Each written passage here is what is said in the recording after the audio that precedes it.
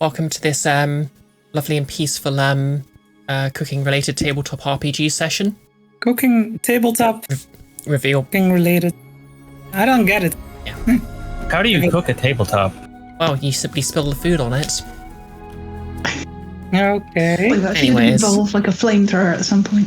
Yeah. Well, anyway, does anyone want to give a recap? Sure. To begin with, we were all just normal day. I was doing my usual networking, get to know people. They were doing things. Parfait was outside to begin with. I don't know what they were doing. Strange, bunny. And an archdruid and their policeman friend appeared out of nowhere and started making demands. I did try to get the big muscly one to maybe tell them to go away. People listen to big muscly people because they're scared of them. But this one is big, fluffy, and cuddly, so not actually fluffy. And we ended up being roped together, mostly by the dwarf, to collect ingredients for the annual cook-off thing. I don't know. I'm new to town. We put our heads together, came to a conclusion about some ingredients we can find, and we trotted off. First stop was Feywild to collect some wheat. They all ran around like headless chickens, and I stood by the portal because I know nothing about wheat. We escaped in the nick of time, for that portal was just about to close. I know this for a fact because I'm an arcane expert, and I did. That's not true. I'm an assassin. And then we went off to the coast to acquire some shark meat. Two of us nearly became meat for the shark, so that was fun. Fine. You were fine. I nearly died. But we did succeed. We have some manner of grain and shark meat, and are now on our way, if I remember rightly, to a dungeon of some sort. I think it was a tomb. A tomb? Yeah. Somewhere where the spice must flow. And I successfully tricked the barbarian out of an axe. I forgot about Yep. how did I We forget made that? friends. That was Jumbo and Trunk. Yes. And then also a little dude that I want to call Mario, but wasn't Mario. We scared and their away the friend Mario Chestnut. brothers. Yes.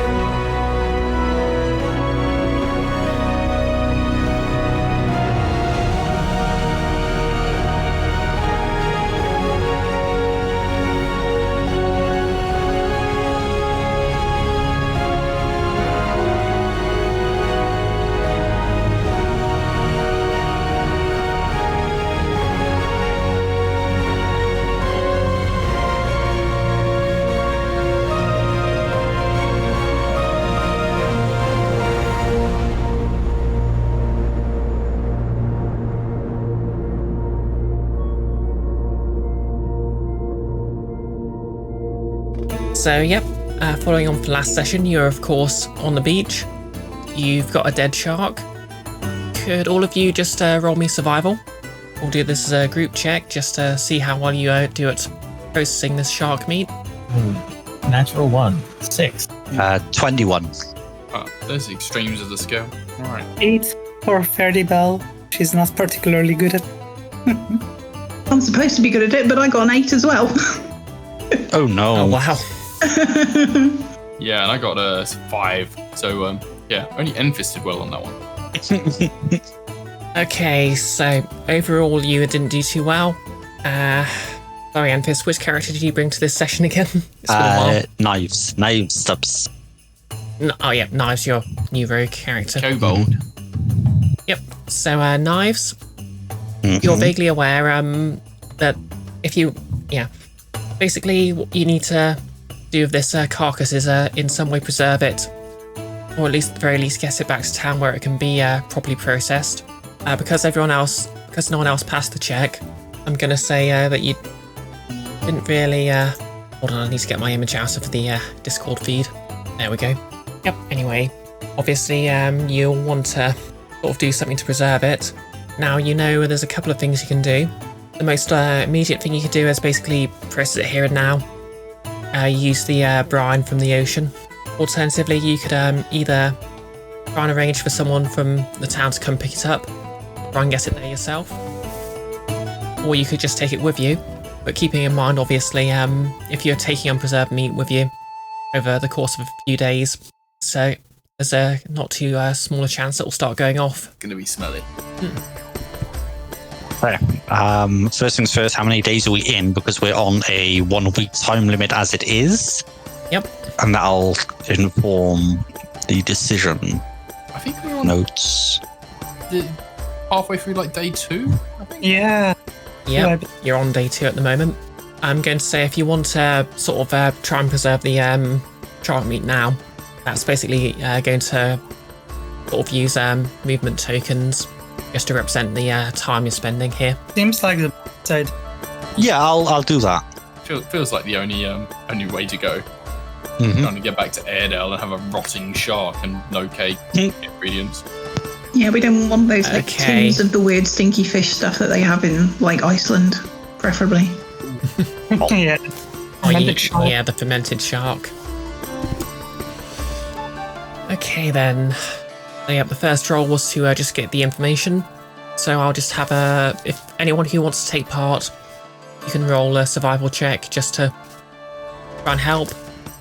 If you fail the check, you'll increase the time instead. If you succeed at the check, you'll reduce it. And obviously, if you don't feel like you're up to it, you can just sit it out. So if everyone who wants to roll survival, roll survival. Wouldn't 15. myself in the dirty 20. Ooh. Nice. 30-21 for Faerdibelle this time.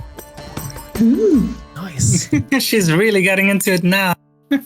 I'm gonna leave the range. Okay, so Frida's more of a cook, Yeah, not a preparation. that's fair. Okay, so you all sort of group together, and you just efficiently butcher the shark. You gut it and all that, fillet it.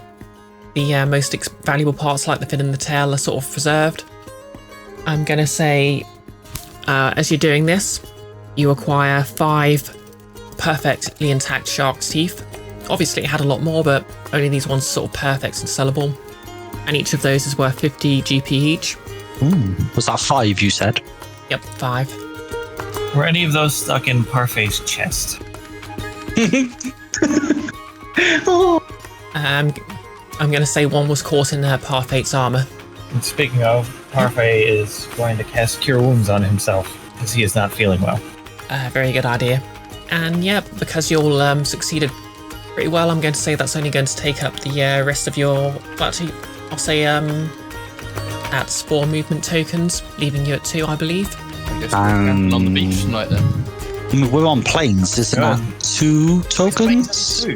Let me just pull up Legend Keeper and I'll double check that. Planes is 3. So we will have to short rest, yes.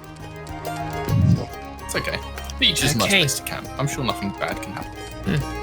It's a good place for brass instruments, I hear. Wow, that needed like 3 stages and it's still guessable. Anyways, can we get a watch order then, please, if you're camping for the night? Sure, I'll go first. Why not?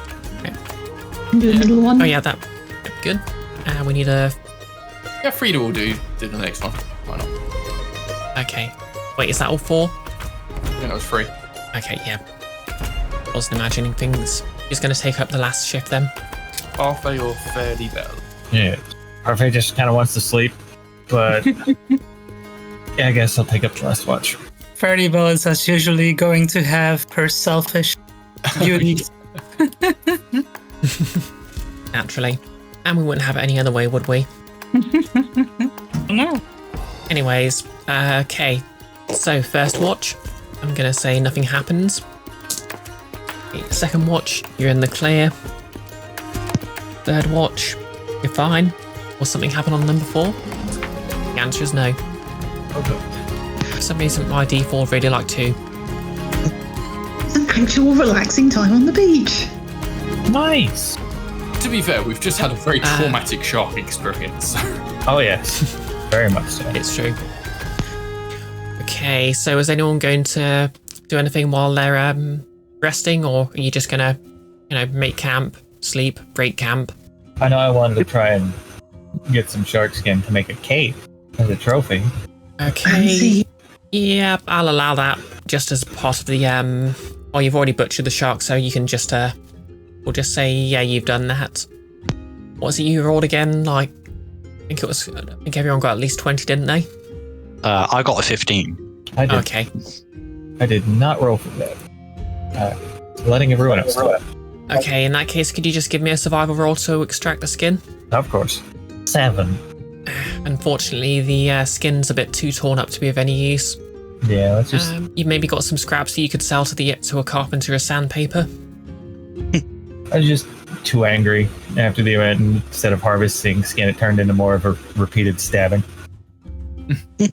Yeah, you just had to get it out. Of camp feeling guilty that the shark's torn up, like, oh, sorry, Parfait.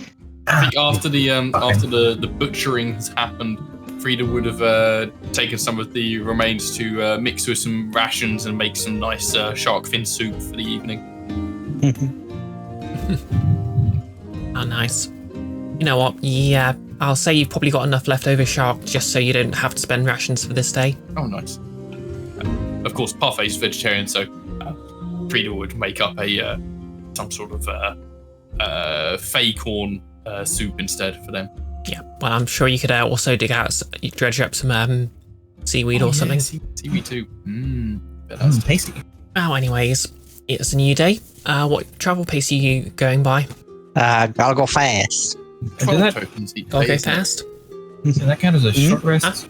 That was a short rest. Oh, yes. yeah, that was a short rest. Okay. Yeah. In this sort of campaign's rules, basically, if you're on the world map, you're using the gritty rules for rests. So a short rest is overnight, and a long rest is a week. Although that does actually change if you're in a dungeon. Just blame it on the adrenaline in those situations. Exactly. Yeah, so I'm good mean, with it's an adventure. with fast pace. I think we're on a schedule. Frida has no time to waste. Okay, that's going to be 12 tokens then. And you said the Someone's already the added. tomb we're going to is over here. Did you? That's correct, or thereabouts. All right, guess we're going west then. I do warn you, Sully's going to be murmuring that, tasty shark, do the whole time. Tasty shark, do. Oh no. Oh no. I'd say damn you whoever wrote that, but it was me, so. Wasted on your own yeah. petard. Yeah. Speaking of, if anyone wants to edit in a different party name whenever, feel free. Why mess with As long as it's funny, perfection? of course. Maybe after we get another interesting ingredient that has a good pun. Of course. Well then, let's ask the old tarot deck of encounters if there's anything interesting here. Because we wouldn't want this to be too easy now, would we? No, of course not. It's not the bake-off, it's the friends and random encounters we made along the way. I am terrible at shuffling cards, and I refuse to learn how. Well, tarot decks are like a fair bit bigger than a normal deck of cards as well, so they're not the easiest thing to shuffle. Skill issue. All right. Oh yeah, it is. I didn't say. So you can get those card shuffling machines, but you put tarot in them and it'll just have an absolute embolism. Oh god. Yeah. Plus they cost money. Okay, you ready? Always. Yes. I don't know. I can't see the back from the back. I assume you'd look to yourself before turning it around. Too far for me to look. That's why it's upside down. Oh wow, that's a face card. Ooh. I saw pentacles. Uh-oh. Yep, the King of Pentacles. Oh, a king. Wow. Okay. Oh shit. And this is escalating. Sounds intense. Oh damn. Okay, You can so you're if you walking don't along like the field. So, actually, no. This is probably going to be quite interesting. Okay, so you're all walking along some open plains. Everyone, give me a perception check. Oh, and we're going faster. This is a disadvantage as well, right? Yes. No, I think it's just a flat -5, isn't it? Passive perception is a flat -5. You can rule it either way, to be honest. Works out about the same. Oh yeah. It's perception checks are made at disadvantage, and passive perception has a -5. Yeah, just ignore me. Yep, at disadvantage. Ignore the DM. Understood. Pretty. What else is new? Okay, Say roll with advantage? Disadvantage. Let's go with Okay. this. Is okay. And I got a 6. 7. Well, I need to get rid of this chonk dice that I got because it's giving me a nat 1. So. Oh no. Okay, I got 13 well, that's total. not too bad. Okay, 13, 12. You don't notice anything. Just out of the corner of your eye, you think you swear a rock had a face on it. I mean, I got a nat 1, so Frida is just wandering along. Yeah, I got a 6. I'm nowhere near the 13 recorded, so. And is corner of the eye justification to actually consciously clock that? Yeah, I mean, if you see something strange out of the corner of your eye, you can turn to look at it closer.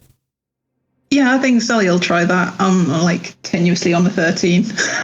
Okay, you look towards the rock, and what you see is you saw what you thought you might have saw, but assumed you were mistaken. You saw a face. You see a face. Oh, I do. Yep, you do. I poke it with a finger. Okay, so the face is just deliberately pretending it's, just pretending you can't see you, looking away. It doesn't. As you Wait, like, go on. it's an animated face. Like it's not just a rock that looks like a face. It's basically like as if a carved face in the rock is. Well, it looks like a carved face in the rock, but as you poke your finger towards, as your finger gets closer and closer, suddenly the face looks up and makes stark eye contact with you. It says, "Well, I wouldn't just do that if I were you." Oh, begging your pardon there. I don't mean to be funny about this, but have you always been a rock? Oh no, just the occasion. I like to observe interesting people, and the group of you seem quite interesting. That they are. And then Sully will turn around and be like, "Guys, okay, I'm not gonna poke them." Okay, anyone who wants to can make an Arcana check or a Religion check. I'm not good at either of those. Yeah, me neither. Same. Damn it, I rolled something, but then I forgot to take the other dice out, and I don't know which one I rolled. I'm just going to do it again. Oh, that's a 19. I switched dice and now I get a 19 straight away. Dirty 20 Arcana. Okay, It was 21? 18 for Faerdibelle and Arcana. okay. You've heard rumours, and it looks like they might be true. This appears to be some sort of demon, as you can see. Your first thought is maybe a tiefling, but there's just something about this gentleman who's that's a bit suspicious. Plus, most tieflings don't hang about as rock faces. What are you doing in that rock? Frida, isn't it? How do you know my name? Oh, well, I know everyone around here, but... Oh, I did actually run into your husband not too long ago. Wait a minute. What? Are you that thing from hell that has stolen my husband's soul? I did not steal. It was given willingly. He did not barter his soul. You give him his soul back this instant. Oh, sorry. Would you rather he turn into a wolf and devour his own children? We had under control. This is That was not part of the deal. He did not bargain his soul. I only offered him a little more immortality. He did not ask for the immortality. He specifically said not the immortality. What you have taken from him was not part of your deal. Give him back his soul. He saw the deal. He saw the same deal offered to his friend Imp and took it. And a deal is a deal. To get hold of an infernal lawyer or something, aren't we? Well, that's interesting. If you wish to take this to some kind of court, if you will indeed find any that will take your case, there are some kobolds down here that have some very interesting things to say about you. Excuse me? Those kobolds had it coming. They attacked us first. Nose is now just side-eyeing Frida really heavily. Attacked us. My friend. Tell me, knives, I believe it is. How do you feel about pies? Depends on pie. I hear Miss Frida makes excellent pies. Oh, pardon me, Mrs. Not quite a widower yet, is she? You never meat to go to waste? I see, what kind of meat is that? Swordfish? Very much getting distracted from the main argument here. You need to give my husband his soul back. Oh, and why should I? Because you cheated him. Nope, I think I made an offer, he accepted. Terms were laid out, he asked for different terms, and I threw in a bonus. And immortality was free. The immortality was not part of the deal. I have been in contact with my husband, I believe the words he says, and I believe that you have outrageously overreached your contract. Gills is quite tricksy with devils, yes. If husband accepted deal to get rid of lycanthropy, you said? Then unfortunately the removal of lycanthropy will be that end of deal. You will need tricksy way out of it, not simply demand. Well, tricks you say, tricks. Well, Frida, my dear, I'm feeling generous today as well. How about this? I will spare your husband's soul if you find me one other soul to replace it. Sorry, I didn't quite catch that. Be trusted. Kind of trust that you will uphold your end of the bargain in a gentlemanly manner. Of course. Yeah, isn't, to be clear, he isn't actually drinking wine. He's just got that air about him. Has it got to be any particular soul? We not just go get you a cow or something? Oh, that's a good point.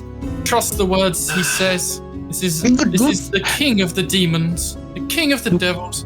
We cannot believe the words he says. If we must find a tricksy way out of this, we shall find a tricksy way out of this. But are we not making any more deals with this one? I wouldn't want to put too much of a moral quandary upon you. How about this?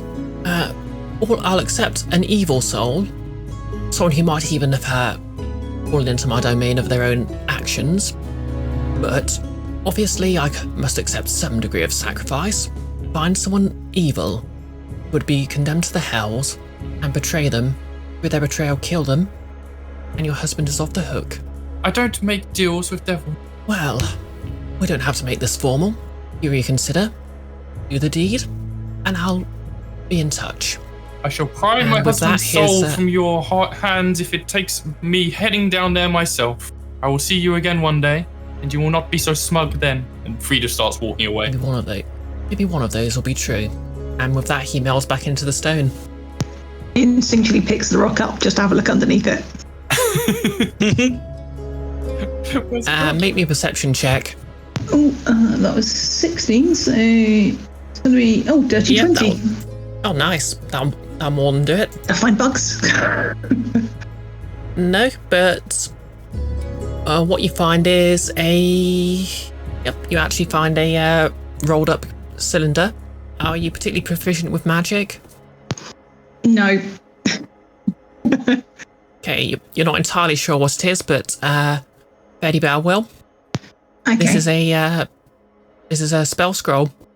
I'll wander over to the fairy. Be like, Miss Faerdibelle, could you have a look at this? I found it under that talking rock feller. I would be all too glad to. And Faerdibelle just snatches the scroll away from Sully and has a look at what's spelled. Also, Okay. Sully will Well- tell Frida, like, if you need someone to go down in a hell with you, just give me the word. Oh, I will. Oh yeah, this group's already ride or die. I love it. Yep, that is a spell scroll of feather form. Ooh. Now that would be a nice spell to add to my collection. Okay, General Grievous.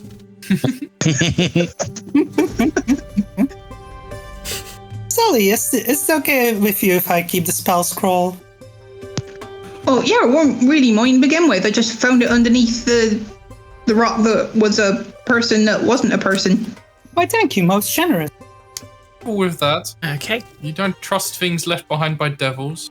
He's just paper. We move on now, yes? Okay. We'll sort out the XP for that later. Where are you moving next? West, I believe. Yes. A noble's Yep. tomb or something, you said? Yep. A noble's tomb indeed. Okay. So this is sort of where it was rumoured you'd find it. So what I'm going to do here is, obviously you've got an 8-mile, well, hexagon, we'll say it's an 8-mile square search.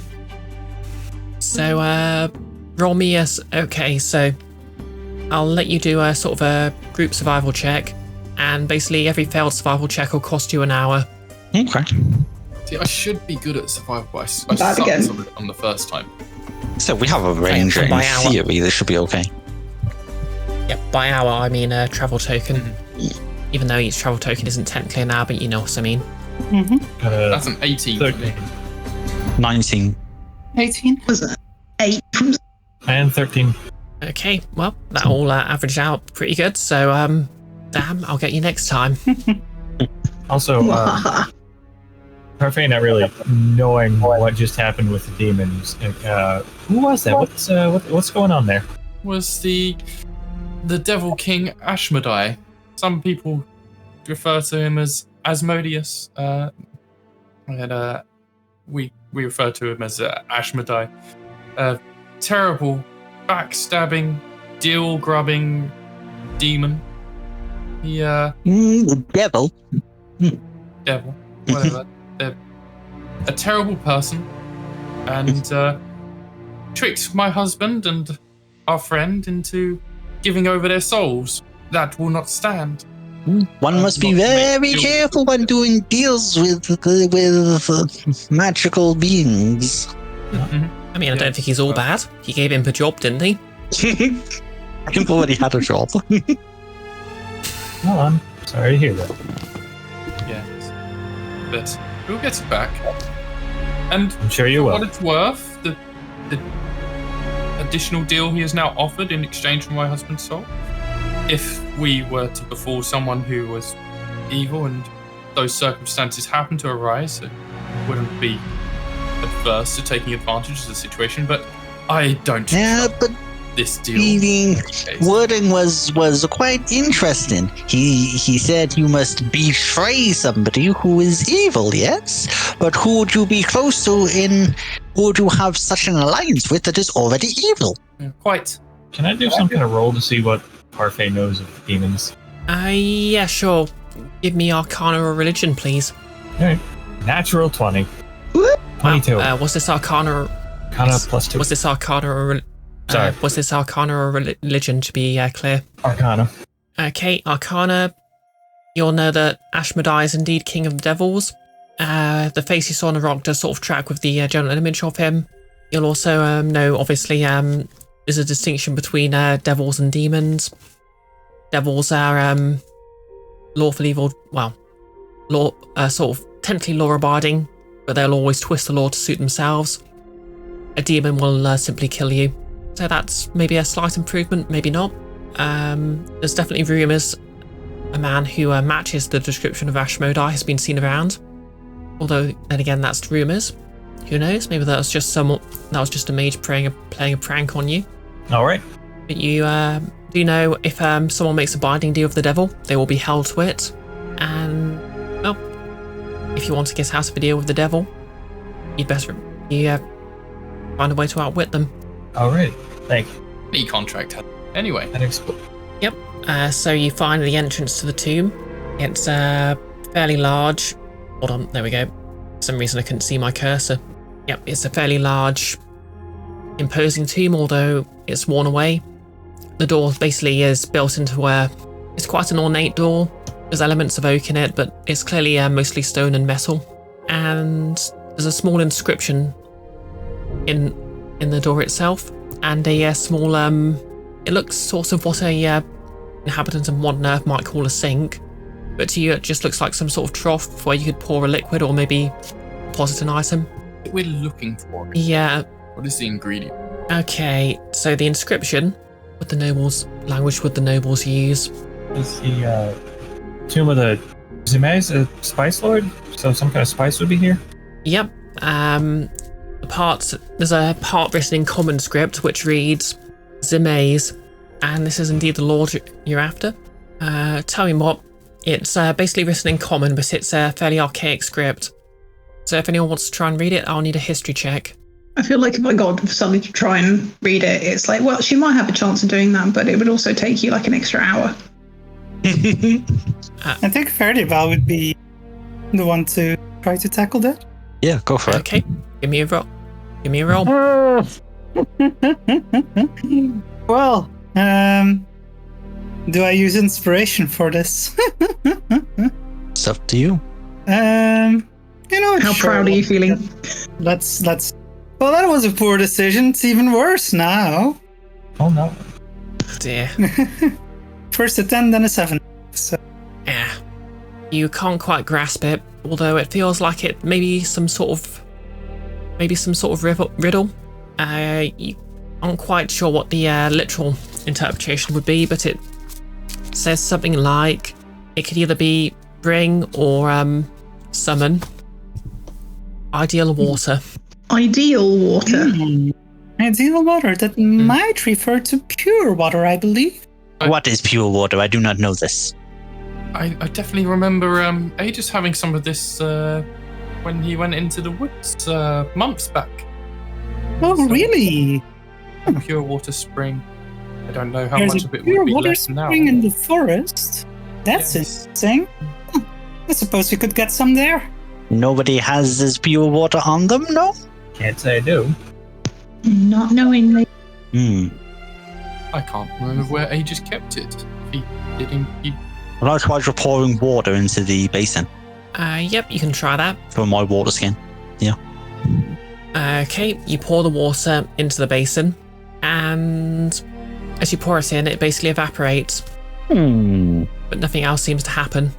I was about to mention, Knives, that could be a booby trap of some kind if you pour the wrong thing in, so maybe we should be a bit more cautious. We're quite lucky that hasn't set anything off. Yeah, maybe we should follow the actual riddle instead of just trying anything that could go wrong. Traps is usually inside. I am not too concerned, but if we do not have this pure water, what do you suggest? And we do not have time to go traps in around forest. You said it was in. Yes, the forest it's at least a day's walk and then a day's back. Not Yes, that far. We probably don't have. We are already If on we day got- 3. If we've got some water left, it's not exactly like the brewing I'm used to out in the forest, but could I not just try distilling regular water? I got like an iron pot. If I could make a little fire and just try distilling some to get some pure water that way. I don't know if it's pure enough for the gate. I could always give it a go. Yes, I think we try this. Yes. And maybe whilst you're anything. maybe whilst you're What distilling, sort we could examine the contraptions and see if we can figure out an alternative workaround on them. Yes, I will do this. I am expert. I have expertise in dealing with tricksy traps and little machineries. Okay, Sully, just to be clear, what equipment are you using for this? Is it just like normal camping equipment, or do you have it's going to have to sort of be proficiency with other? what I've got with me. So I've got proficiency in brewing. Can't remember what it's called now, but the brewing tool thing. But I've got an iron pot and things like the mess kit. But I was wondering if I could dismantle that to try and sort of rig something up. Yep. Okay. Give me a proficiency roll, and well, you can use your brewer's tool proficiency for this, and we'll make this wisdom. 3 wisdom. Okay. Oh, crap. I rolled a 7, so that's going to be plus 2, so 7, 11. Is that including your proficiency? Yeah. Oh, you know what? I'll use inspiration. Sod it. Okay. Oh, that's better. That's an 18. So 18, 20, 22. 22. Well, that's over 20. So, yep. You successfully purify some water, and for a 22, I'll say while you're working on this, it actually occurs to you, as you have experience with brewing, it might not literally refer to water. There's an archaic name for distilled alcohol, aqua vitae, the water of life. And as you're looking ready to pour it in, you actually pick out this word from the inscription. Does Sully know anything about aqua vitae? Would it be? You'd know that aqua vitae is distilled alcohol. Oh, I don't have any booze with me. Bad Barbie. But you had a thought that, okay, maybe this wants pure alcohol instead of pure actual water. Has anybody got any actual booze on them? I mean, nobody took a travel cup from the tavern before we left, I don't suppose. No, unfortunately not. Normally I'd have some wine, but we left in such a rush. Oh. Well, I don't drink, but I think Jeremy had some back in the cave. And Maybe does any fancy tricks. Like wine. Naeve? I would like to examine the mechanism of, the water just disappeared. But between the basin and the door, and I just want to see if I can figure out how it all works together, and if I can somehow trick the mechanism. Okay, give me an intelligence future proficiency, please. Okay, so it's not going to be +6 because thing. And I have to say, it makes sense Jeremy would drink. I mean, he's always out of his skull. What's it? +2 plus 1, 3. Oh. I'm going to spend my inspiration on that because a 13 is not going to cut it. Yeah, probably not. Not much better, to be honest. 17 total. Yeah, for a 17, you're basically sort of able to open the stone and peer inside. It looks like the mechanism's magical, but what you do see is it seems that there's some sort of filter, because whatever magic detects the alcohol is quite sensitive. So and the filter's basically there, so whatever liquid's poured into it doesn't give a false positive. So if you could think of something that's close enough to alcohol, you could pour it directly over the magic sensor and possibly bypass without actually having any actual alcohol on you. I've just realised since we had our rest overnight, I can use my creation magic. I can create some alcohol. Oh, silly me! I was so wound up with the Ashmedai stuff that I completely forgot about this. I can simply magic up some aqua vitae, isn't it? Yes, I'm pretty sure I can do that. You can mix food and drink? Let me see what the performance of creation thing says. As an action, I create a medium or smaller non-magical item in an empty space in 10 foot. It can't be worth more than 60 GP. It lasts for my proficiency bonus in hours. I can't have multiple. Creating more makes the first one vanish. I can do this once per long rest or by expending a second level or higher spell. So yeah, I can do this. Okay, yep, you can just create some alcohol and just channel it straight in, I guess. Oh, it does. Oh, okay, it recharges on a long rest, but I can use a second level spell slot. Okay. Let me check. I've actually still got a second level spell slot to go. That would indeed be good to. Oh no, I used both of them in the last fight. Damn it. Oops. It was that stupid sleep that didn't work. Ah! Yeah, you know what they say, you snooze, you lose. Yeah. I'm so sorry, everybody. Okay. I'm mistaken. I Okay. don't have the power right now. No magics. No magics. Just clever. But Knives does not know how to make booze and does not know constituent cards. Okay. But that is what we need, or something very close to it. We can bypass filter, and then magic might be fooled, but it needs to be something very similar. Does If we anybody could have any find grapes? some rotten fermented fruit around here, maybe? I'm afraid it's probably going to take a bit longer than we have to make some fermented anything, really. I didn't say you have to make it. If you have the fruit and it's fermented, there's alcohol in it, you can just squeeze it. Knives, you're good at this sort of thing, right? Maybe you could go searching for some old rotting fruit somewhere? Knives is the city kobold, really. You need ranger person. I could take a look around, see if I can find some old fruit. Yes, Okay. yes, rabbit, no road rabbit too. Yes, that is an excellent idea. Okay, give me a survival roll to find some fruit that started rotting and by extension fermenting. Oh, can't get I will- confection. Yes, there we go. Sully beat me to it. Absolutely.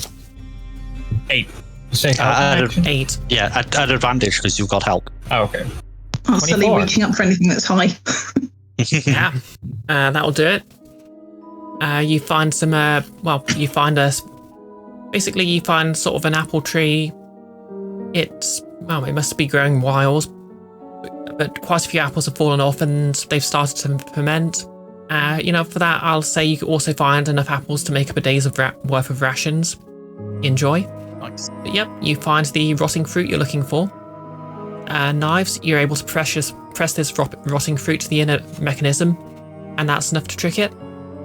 And the door grinds open. Success! See, we don't have any silly magics.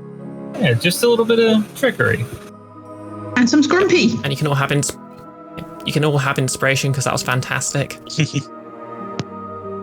Well done to all of us, especially me. Figure. It saved me the bother of having to try to bash down this door. Yes, good. By the way, been meaning to ask if while the brewing and everything else was going on, if Faerdibelle in the meantime could do ritual casting of the text. Yep, you can do that.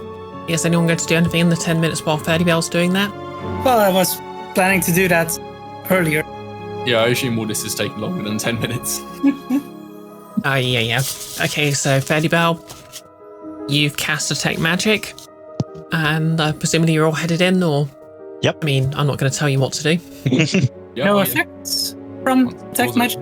Nothing that. Slowly looking out for traps. Okay, so Faerdibelle, as you look ahead, you see a sort of a faint glow. You can't quite tell where it's coming from, but that just something behind the walls is giving a faint glow of evocation magic. There is some evocation magic about it, seems. I have to be careful. Evocation is explosions, yes? Like I said, Knives, let's watch for booby traps, yes? Very good idea. If she can see the glow, that means she can see approximately where the trap is. Can I investigate around where she's indicated to look for seams? See if my tools can identify something that might be disarmed. Yep, give me a... Yep, we'll call it... Yeah, well, I'll be nice and call this investigation. Yay. Give me an investigation check, please. Can I use my thieves tools for that since I'm looking for a trap? Yep, you can use your Thieves' Tool proficiency. Yeah. So Thieves' Tool proficiency, Plus wisdom. int. Yeah. So Is there advantage on that since that's Faerdibelle indicated where the trap probably rough? Yeah, I'll count that as an assist. no, that would be worse. So 14. Okay, 14. Mm-hmm. You look carefully around, but you can't where Faerdibelle sort of points out where the magic is, but you can't see any sign of a mechanism. Is magic. I do not have way to prevent this. Do we see in the room? Just generally. Okay, so what you see right now is basically just a corridor. Torches line it, but none of them are lit, and it's completely dark. Oh, do you all have dark vision? Anyone doesn't? I do. I do. I've got dark vision. It's fairly. She probably doesn't. Oh, yeah. Anyone who doesn't have dark vision, obviously you can't see anything. Well, crap, she didn't bring any torches. I've got torches. Wizard without the light cantrip. You can do fireball to create light. Oh, you could. I mean, you could try and use it to light the torches, I guess. Does anyone have torches? Yes, I said I have torches. I can get a torch out for you. Faerdibelle lights it with fireball. Okay, make me an attack roll.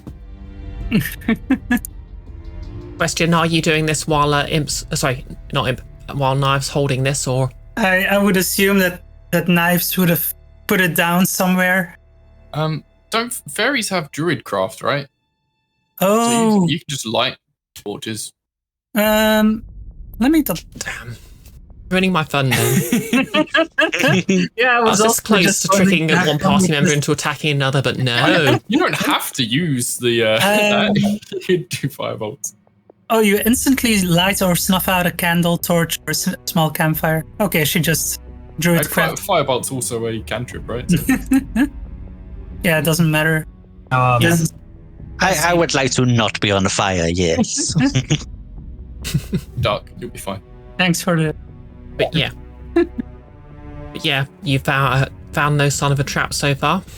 You are a magic expert. How do we deal with magic trap?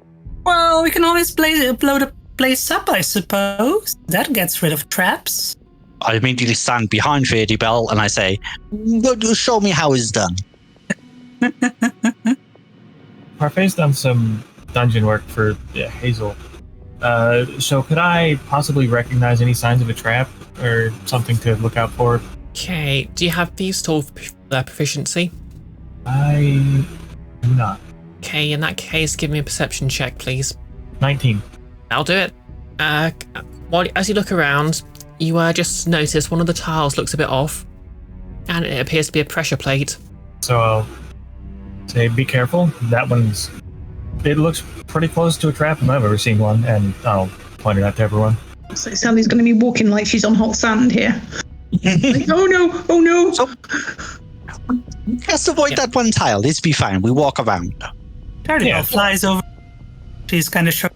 Oh, it's no problem for me. Okay, everyone make me a dexterity acrobatics check just to hop over the tile then. Does that include Faerdibelle since she... No, you can just fly over it.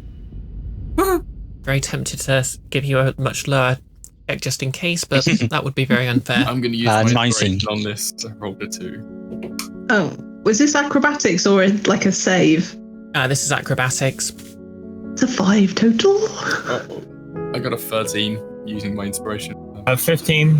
I mean, does it count that I get advantage for like the barbarian thing? Where is it? That's on dex saves, I believe. It saves. Yeah. Oh no. Good news, this is probably going to be a dex save, so you still get the bonus. Yay!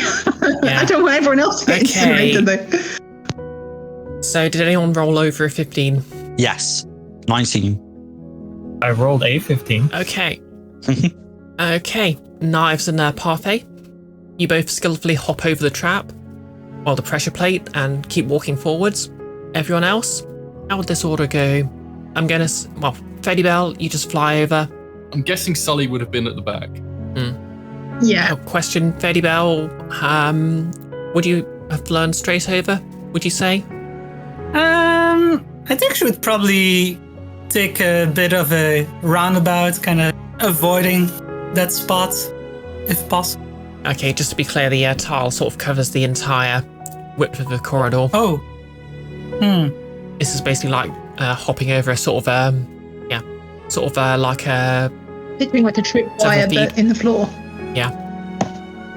Well, since she figures it's in the floor, I mean, she would she would fly straight over it, I suppose. Oh yeah, I get that, but would she have flown?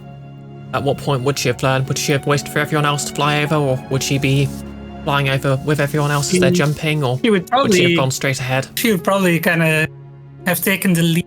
Okay, in that case, it's going to be a lot lower, but could you give me an acrobatics check just to keep up with the rogue and the ranger?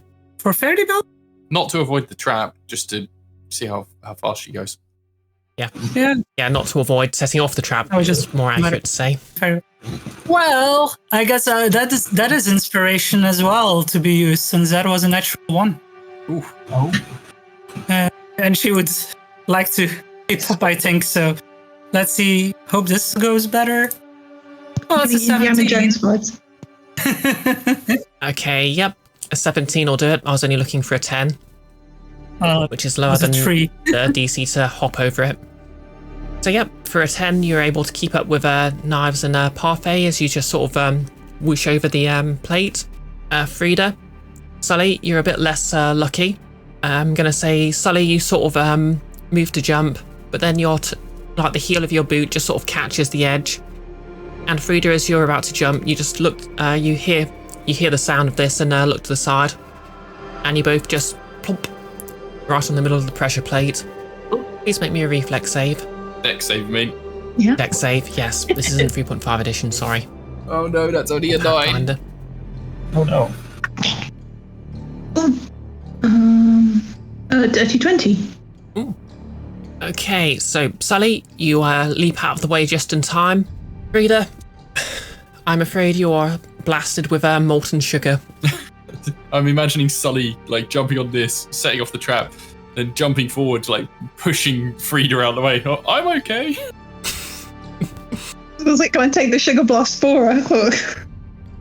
Oh no. This is upsetting. Okay, what's the damage, Bree? Okay. Well, you know what, Sully, if you're okay with it, I will let you fail your reflex save in exchange for giving Frida advantage. That's up to you. Yeah, do it. Yep, cool. Sully's here to be helpful. Yep, you can have inspiration for that. Unhelpful then. Frida, make your second dexterity save. Alright, this better be worth it. I'm playing. There's a 19 this time. 18. Okay, so Sully, you immediately realise what's happening, jump back and shove Frida out of the way, and you're blasted with molten sugar for... Ooh, that's 10 points of fire damage. Oh, on the plus side, you taste delicious now. Oh, thank you so much. I look now. Oh dear. You're looking a bit frosted. I know, I've been candy coated. Don't know if stings some. Alright, no one lick me. I'm gonna have a wash and get this off at some point. Gonna be the first time that Sully's ever experienced like sugar waxing. The innovation's just flowing through. Something smells delicious. Also, if you... So I feel like I should get advantage to hold on to anything at this point because our hands are going to be extra sticky. Yeah, well, I think it'll be offset by the fact it's a little sore. This is true. We are mixing third-degree burns into this. But anyway, you bypass the trap and you find yourself in an antechamber. I mean, bypass is a bit generous, but you got past the trap. Alright, what's in this chamber? Before you... Okay, so this chamber actually resembles... It actually sort of resembles a kitchen. One of the Frida, you'd probably be sort of you've been trying to hobnob with the wealthy, although you haven't had much success so far since there isn't actually a nobility in Airedale. You've sort of, you've seen etchings, read the missives about sort of fancy, the kind of kitchens they have in fancy households. So this looks sort of familiar to you. It's basically sort of lined with cupboards. There's what resembles a stove. The only difference is in place of what would probably be a table is a large sarcophagus. Yeah, Frida's going to go to the stove and be like, ooh, an ancient auger. I'd love one of these. Yep. It's long gone cold. It appears this possibly was some sort of maybe some sort of bunker or retreat for the Lord. And maybe he left some sort of provision in as well to be buried here. Okay, so everyone just give me a perception check then to look out for spices. Nice, it's a 9. Like, it's not magic spices that Faerdibelle would have pinged, is it? No, Faerdibelle, you're not detecting any sort of magic around here. And you will be aware you're not looking for magic spices, just very good ones. She has a 6. 17. 11. While everyone else is Okay, looking so- for the spices, could I have Knives instead inspect that sarcophagus for seals and tripwires before we attempt to open it? Yeah, give me a perception check for that. I'd also like to scan them. 14. Rolling really badly today. Okay, for a 14, you don't detect any sort of traps initially. It does seem to be quite tightly sealed, though. Okay, for a 17, you look in the various cupboards, and you find basically a, it's just sort of a rack full of several small vials, which appear to be spices. You also find some sort of box. What does the box look like? Okay, the box has a fancy leather covering and a small clasp. Do you want to open it? Since I've done some dungeon work and where this might be trapped, so I'm going to set it aside Okay. and show it to everyone. Say, hey, look at this little box I found. It's kind of fancy. Okay. Would anyone speak Draconic or another sort of, or Celestial or another sort of fancy sounding language? Sylvan? I have Draconic. Yeah, I'll say Sylvan and Draconic. It's basically written in both, and the you basically see a word in Sylvan, you see a word in Draconic, and those words both translate to silverware. Oh, you found the cutlery then? I suppose so.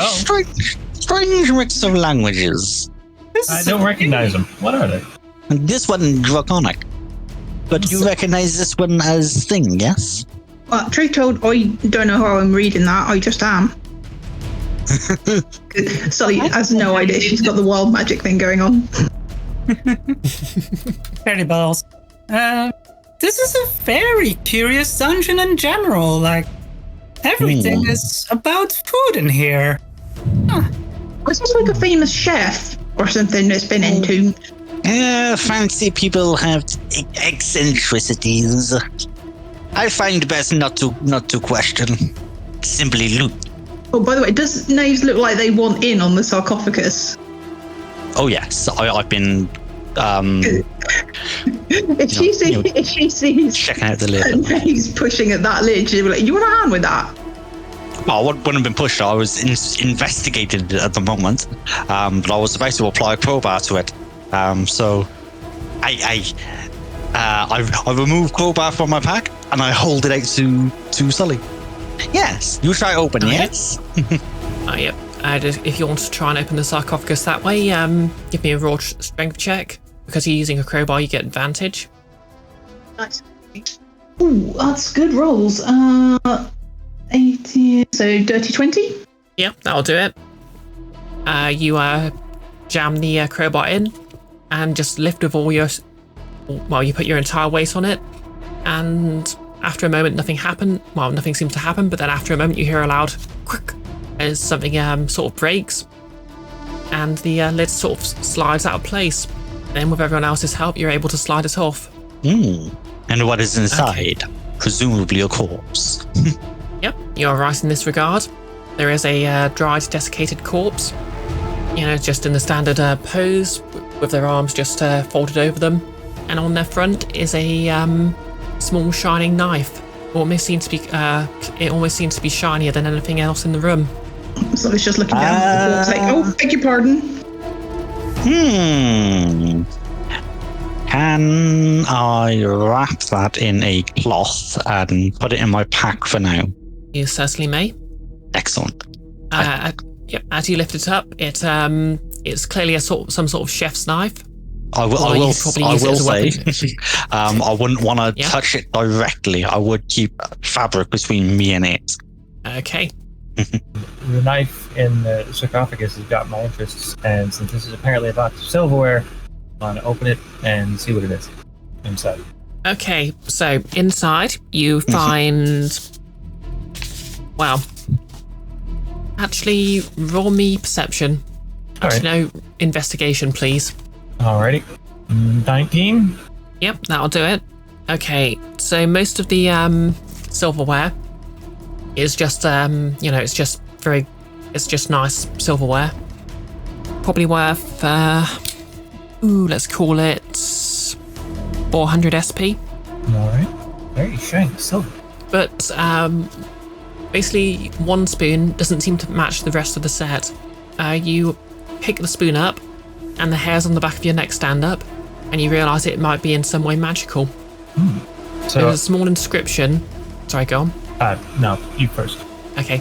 There's a small inscription on the handle which simply reads antitoxin. Interesting. Holding up the spoon and with the hairs standing up on the hair, you'll take a look, or hold the spoon up to everyone and see if anyone can maybe make sense of what it does. Yeah, if anyone wants to take a close look, give me an Arcana check. Faerdibelle will take a gander. She will roll a 23 on that. Damn. Yep, for a 23, you look the spoon over, and you realise it's basically been enchanted to detect poisons in whatever. If you I'll give you the details after the stream, but basically, if you stir any sort of this through any sort of liquid, edible or not, it will immediately it has one charge which is restored at the end of the beginning of a new day, and if you spend it, it'll tell you whether or not the thing you're stirring it with is poisoned or not. Well, thank you. That could be a very useful little tool to have. And he'll pocket the spoon. Okay, so this is all very nice and well, but we still haven't found this spice that we need from this place. I will remind you, Parfait did find the rack of spices. Oh, was this one? Okay, sorry. Yeah. Parfait will hold up the rack of spices and say, will these be what we're looking for?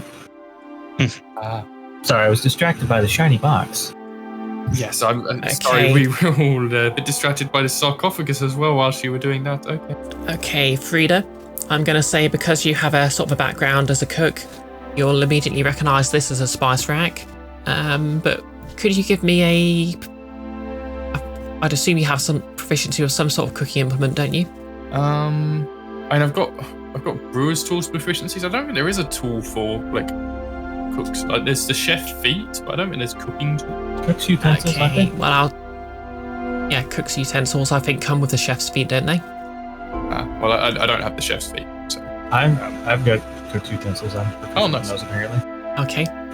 Yeah. Well, I'll say Parfait, you can roll proficiency with cook's utensils, and Frida can assist just to identify what sort of spices you got there. Got the Bob's Burgers line stuck in my head now, and just hearing the mum of that going spice rack. It is a lovely. What it's worth, What am I rolling again? Cooking utensils proficiency. All right. Intelligence. Because Frida's assisting, you get advantage. All right. Yeah. Boy, did I need that. 14. Okay, so for a 14, you're not entirely sure about all of the spices, but you do see sort of refined sugar, the bark of a certain type of tree, which has a very warm sort of flavour to it, and some dried root, which also has a warm flavour. The rest of the spices appear savoury, but you don't quite recognise them. So I'll relay that to... I'm not quite sure what most of this is, but we've got some sugar, bark, and some dried root. Seems useful. We take all of them, yes? And then people doing cooking can make their decisions. That is not our job. Yes. Our job is just to fetch. People better at cooking than I can make more sense of what to do with these. Yes. Indeed. Okay. Does anyone want to do anything else in here? Is there anything written on the walls? Or is it just like the sort of the kitchen set out? You know what? Give me an investigation check. Yeah, can Frida have a look around and use her stone cunning as a dwarf to kind of understand anything in particular about this tomb and this person that used to be here and stuff? 16. Yes, you can. Okay, for a 16, you recognise 2 things. The first thing you see is an Elvish inscription. You sort of, it's just 3 simple words, and you just sort of sound them out. Live, laugh, love.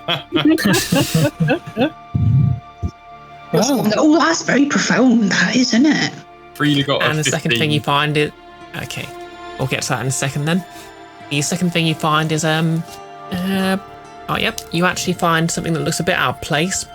It's basically, you sort of rifle through some old cookbooks, and you find a, basically, you pull out a small folded piece of paper that looks like it's been used as a bookmark, and it's a, yep, you aren't quite sure what it says, but it appears to be a spell scroll. I'll be immediately to the fairy again. Oh, Miss Faerdibelle, I got another one of them thingies. My, you sure are helpful today with finding all these spell scrolls for me. Thank you. Let's have a see at what this one is. Yep, this is a cantrip spell scroll, Frostbite. Oh, well, another handy little spell to have. If you don't mind, though. Capson was using it to make ice cream. No, that ain't a bad idea. Yep, and so Frida, for a 15 in stone cunning, you look about. This is clearly imperial in nature, although you already knew it was the tomb of an imperial lord, so that's no surprise. Probably a few centuries old. The kitchen, it's just your opinion, of course, but, you know, this style was so passé even back then. Right. One helpful thing you realise, a kitchen like this almost certainly has a, basically at the heart of the Empire, there were some safety regulations. And you realise there must be a first aid kit here somewhere. And what do you know? You check the relevant part of the kitchen, and there's a potion of greater healing. 2 of them now. Fancy. Parfait's going to hold Jeremy up at the corpse in the casket and ask if it's anyone he knows. I see. Roll me diplomacy on Jeremy's behalf. Free, you're drifting into Pathfinder again. Oh! Persuasion, I was persuasion. about to say, what? Persuasion, 8.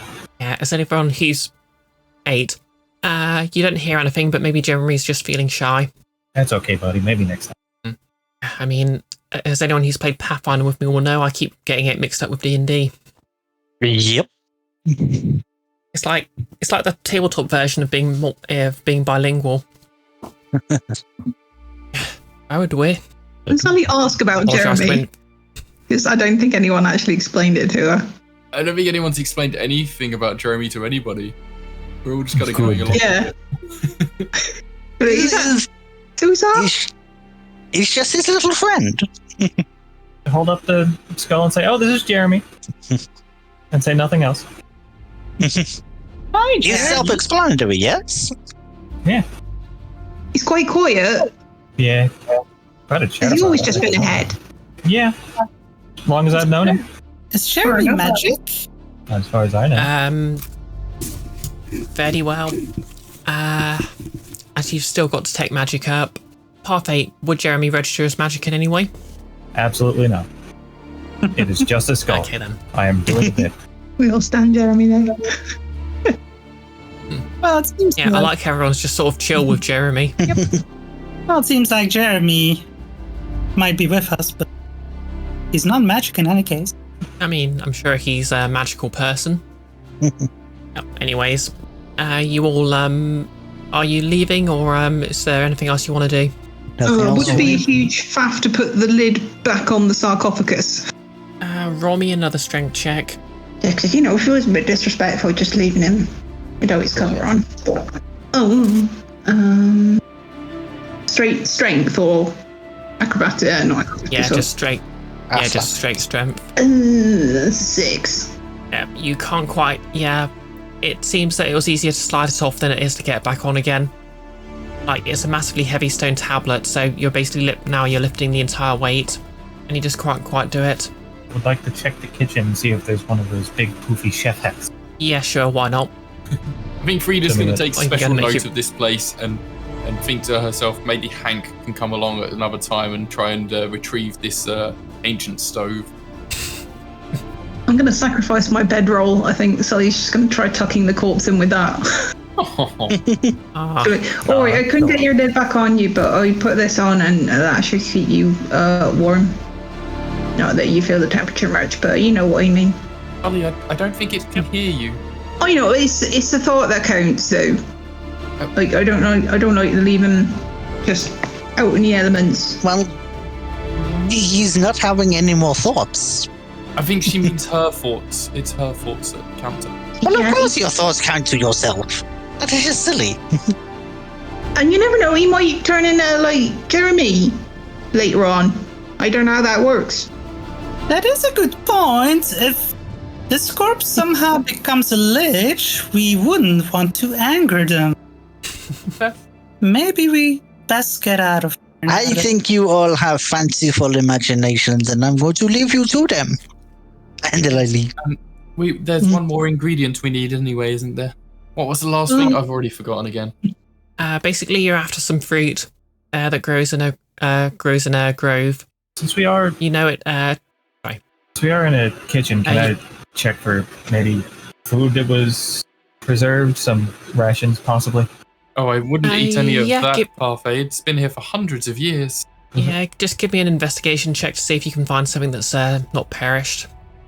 Honey stays good forever. 19. Yeah, that'll do it. You managed to find some sort of dried meat and some, just some canned sort of, well, not canned, but pickled vegetables. Let's call that. Roll me a d6. All right. 6. Okay. You get 6 rations. Oh. All right. Nice. Ooh. Pocket. And share them with the group. Would anyone like so? Holding up the possibly ancient food. I have plenty of rations, I think. Yes, We'll I think try it. I'll not some ancient. Thank you, Toe, for the... Okay. Yep, with that, you'll, I guess, as you sort of can just walk out over the slightly sticky trap, and as you emerge into the, back into the overworld, you just have one more ingredient left to find, if you can indeed find it within the allotted time. So, what's the plan, team? I'm going to look at the people around me and say, I am new here. Do you know maybe where groves might be here? I mean, there's the woodlands to the east of Faerdibelle. They're just south of us, really. It's on the way home anyway, so I guess we cross back over the river and head that way. Sounds like a plan. Yep. Is this going to take us back past where we left Chestnut and Mario. whose name was not Mario? I'm impressed you remembered that one of them was called Chestnut. Yeah. I just remembered because I thought it sounded cute. Yeah, I can't remember. I I can't remember which hex that was. Well, one was called Chestnut, the other was called, General Peter. Sorry, General Pitter.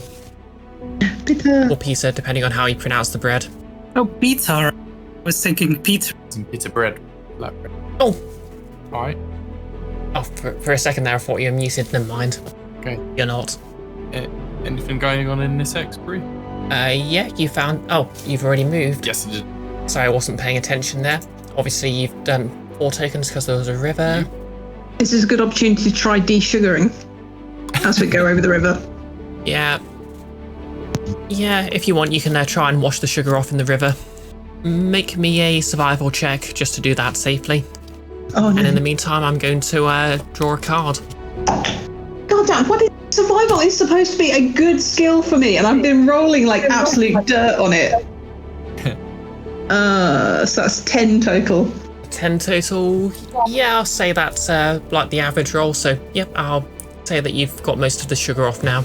And I have drawn the Ace of Pentacles. Tentacles. No, we've got a shark. I'm always It's so a very worried funny when word these when you get think drawn about that it, it's you know, one pentacle. Okay, so you're travelling at a quick pace. So as you're rushing along, I'm going to say you probably don't really you see this before you have a chance to, just spot it. passively. You find yourselves just sort of hustling past just a large rock face. Not a literal face in rock though this time.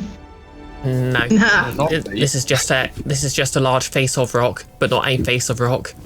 And there's quite a few people around it actually. Just sort of some are covered in climbing gear, some are at the base, and yeah, it looks like there's some sort of project going on.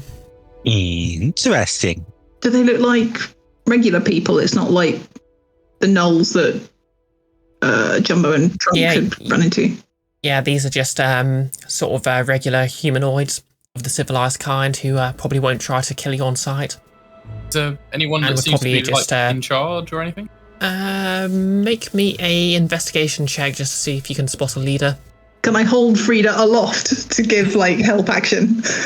I rolled a 3, so I'm going to allow this. That's so bad when you take short people to gigs and it's like, can you see? it's still just a 5. Oh, Is these short legs even held up? Yeah, Frida, maybe you're the leader. Well, Yep, you don't have a clue.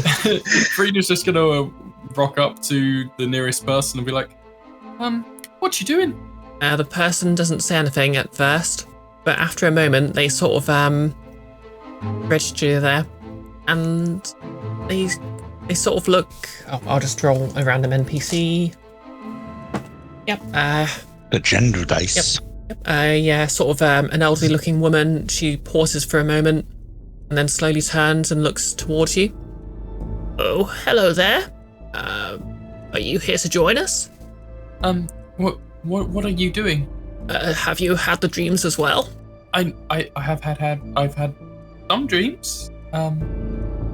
What dreams are you talking about? The dreams, everyone here has had it. I just assumed that's how you got here. But you're here as well. Oh no, we're just passing by. What is the dream? Roll me an insight check. Oh, I'm good at. I have a bad feeling about. I am not good at insight at 10. so I didn't put you down for a quick enough. 10.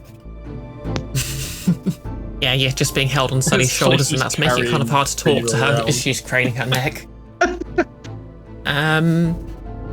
Yeah. You just sort of see her eyes subtly dart towards the rock face, and you realise that there's quite a few runes carved into it. That appears to be what, everyone else is just sort of chiseling into it. How many people are there? You count maybe a couple of dozen. Oh man, it's a big project. Faerdibelle, these runes mean anything to you? I can have a look. Okay, give me an Arcana check, please, Faerdibelle. That's a dirty 20. Okay, Faerdibelle, as you look at the runes, your eyesight just starts to blur, as if you'd been holding them up open for a long time and they were drying out, and you're forced to look away. Oh, that's not normal. Are you okay? You okay, dear? I think there's something wrong with. You're vaguely aware. You do sort of, for a 20, I'm going to say you overheard Freya's conversation. So the mention of dreams puts you in mind of the god of dreams, whose name I can definitely remember. Insomnia? Right. Insomnia, that was it. But you don't know if the runes are connected anyway. He might be having dreams of insomnia. Okay. What would Insomnia be wanting to rock these people? Maybe insomnia is compelling them to make strange art of some kind, but it's not quite natural magic. So, Is the old lady still engaging us, or has she turned back to do more carving? Yep, as soon as Frida stops talking to her, she basically turned back and carried on. It's like they're in some sort of trance. Is there something magical going on, perhaps? Yeah, since well, I'll let you have this for free because you rolled fairly high. Faerdibelle, there is definitely something magic going on, although you're not sure if it's arcane or maybe it's something a bit more divine or perhaps a bit lower down. It could go either way. Is this like... Did Insomnia decide he didn't have enough followers, so he's getting them to put up like a big advertisement or something? A fantasy billboard. Okay, out of interest, does anyone here speak Celestial? Wrong couple. Faerdibelle has 2 undecided languages. I could say she speaks Celestial. I'll allow it, but I'll make you pay for it later. 6 encounters, you're going to wish you spoke Infernal instead. Oh no. Yeah, Faerdibelle will try to read it. Okay, so Faerdibelle, since you definitely and have always spoken Celestial, you actually recognise the runes as such. And yeah, oddly enough, it is indeed basically an advert. Oh my god, and what does it say? The wording's a bit vague. It somehow speaks of some sort of reckoning coming. Well, that doesn't bode well. Apparently, it's an advertisement for the reckoning. Is it bringing forth the reckoning, or is it just end is nigh kind of thing? I thought the reckoning was one of them bird groups. Yeah. Basically, the long and the short of it is, pick a side, the evil will be judged. People have been making these prophecies for centuries, millennia even. Is nothing to worry about. When I say pick a side, that sounds like the tax man. Been ignoring them for long enough already. Well, I think Sully, confirmed tax evader. Also, yes, Squirrely Mountain people. Well, I think If it might you be need- slightly different if it's spoken by one of the gods. What was that? Sorry, Faerdibelle? Wait, yeah. Faerdibelle? That was it. Naeve said this has been prophesied for ages, but if it's said by one of the gods, then... No. You misunderstand. People claim that some kind of apocalypse or reckoning is coming all the time. It does not mean that the gods have spoken to them. It means they have read something and imagined a pattern, and now they believe. Quite a lot of somebody. Well, yes, that is how cults start. If anyone wants to, they can roll religion. To be honest, this is making me quite uncomfortable. I don't like cults. Faerdibelle is actually proficient in religion, so she'll have a think about whether this rings a bell. Okay, roll away. And it does not, because it's only a 10. And Parfait is kind of concerned if these people are here carving the runes of their own free will, or if they look like they're being compelled. Well, you could always ask them. Yeah.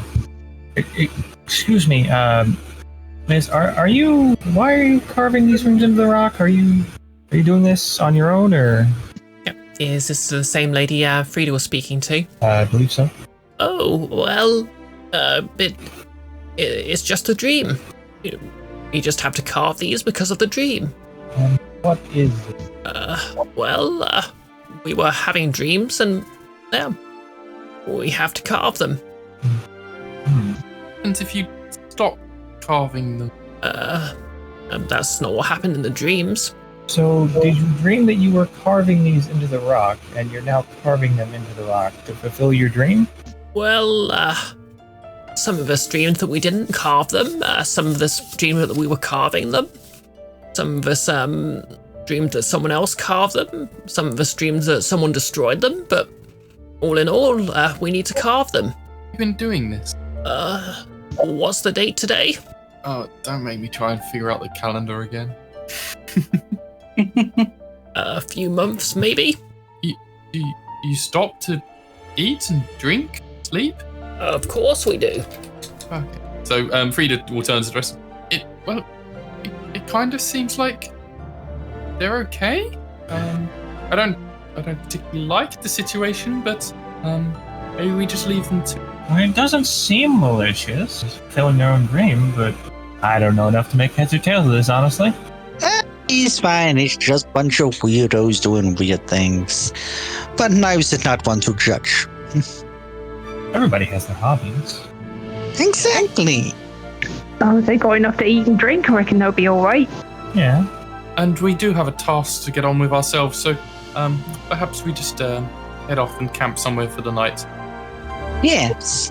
Let's move on. This is of no real concern to us. They don't seem... I have a question before we go. Parfait speaking to the same woman.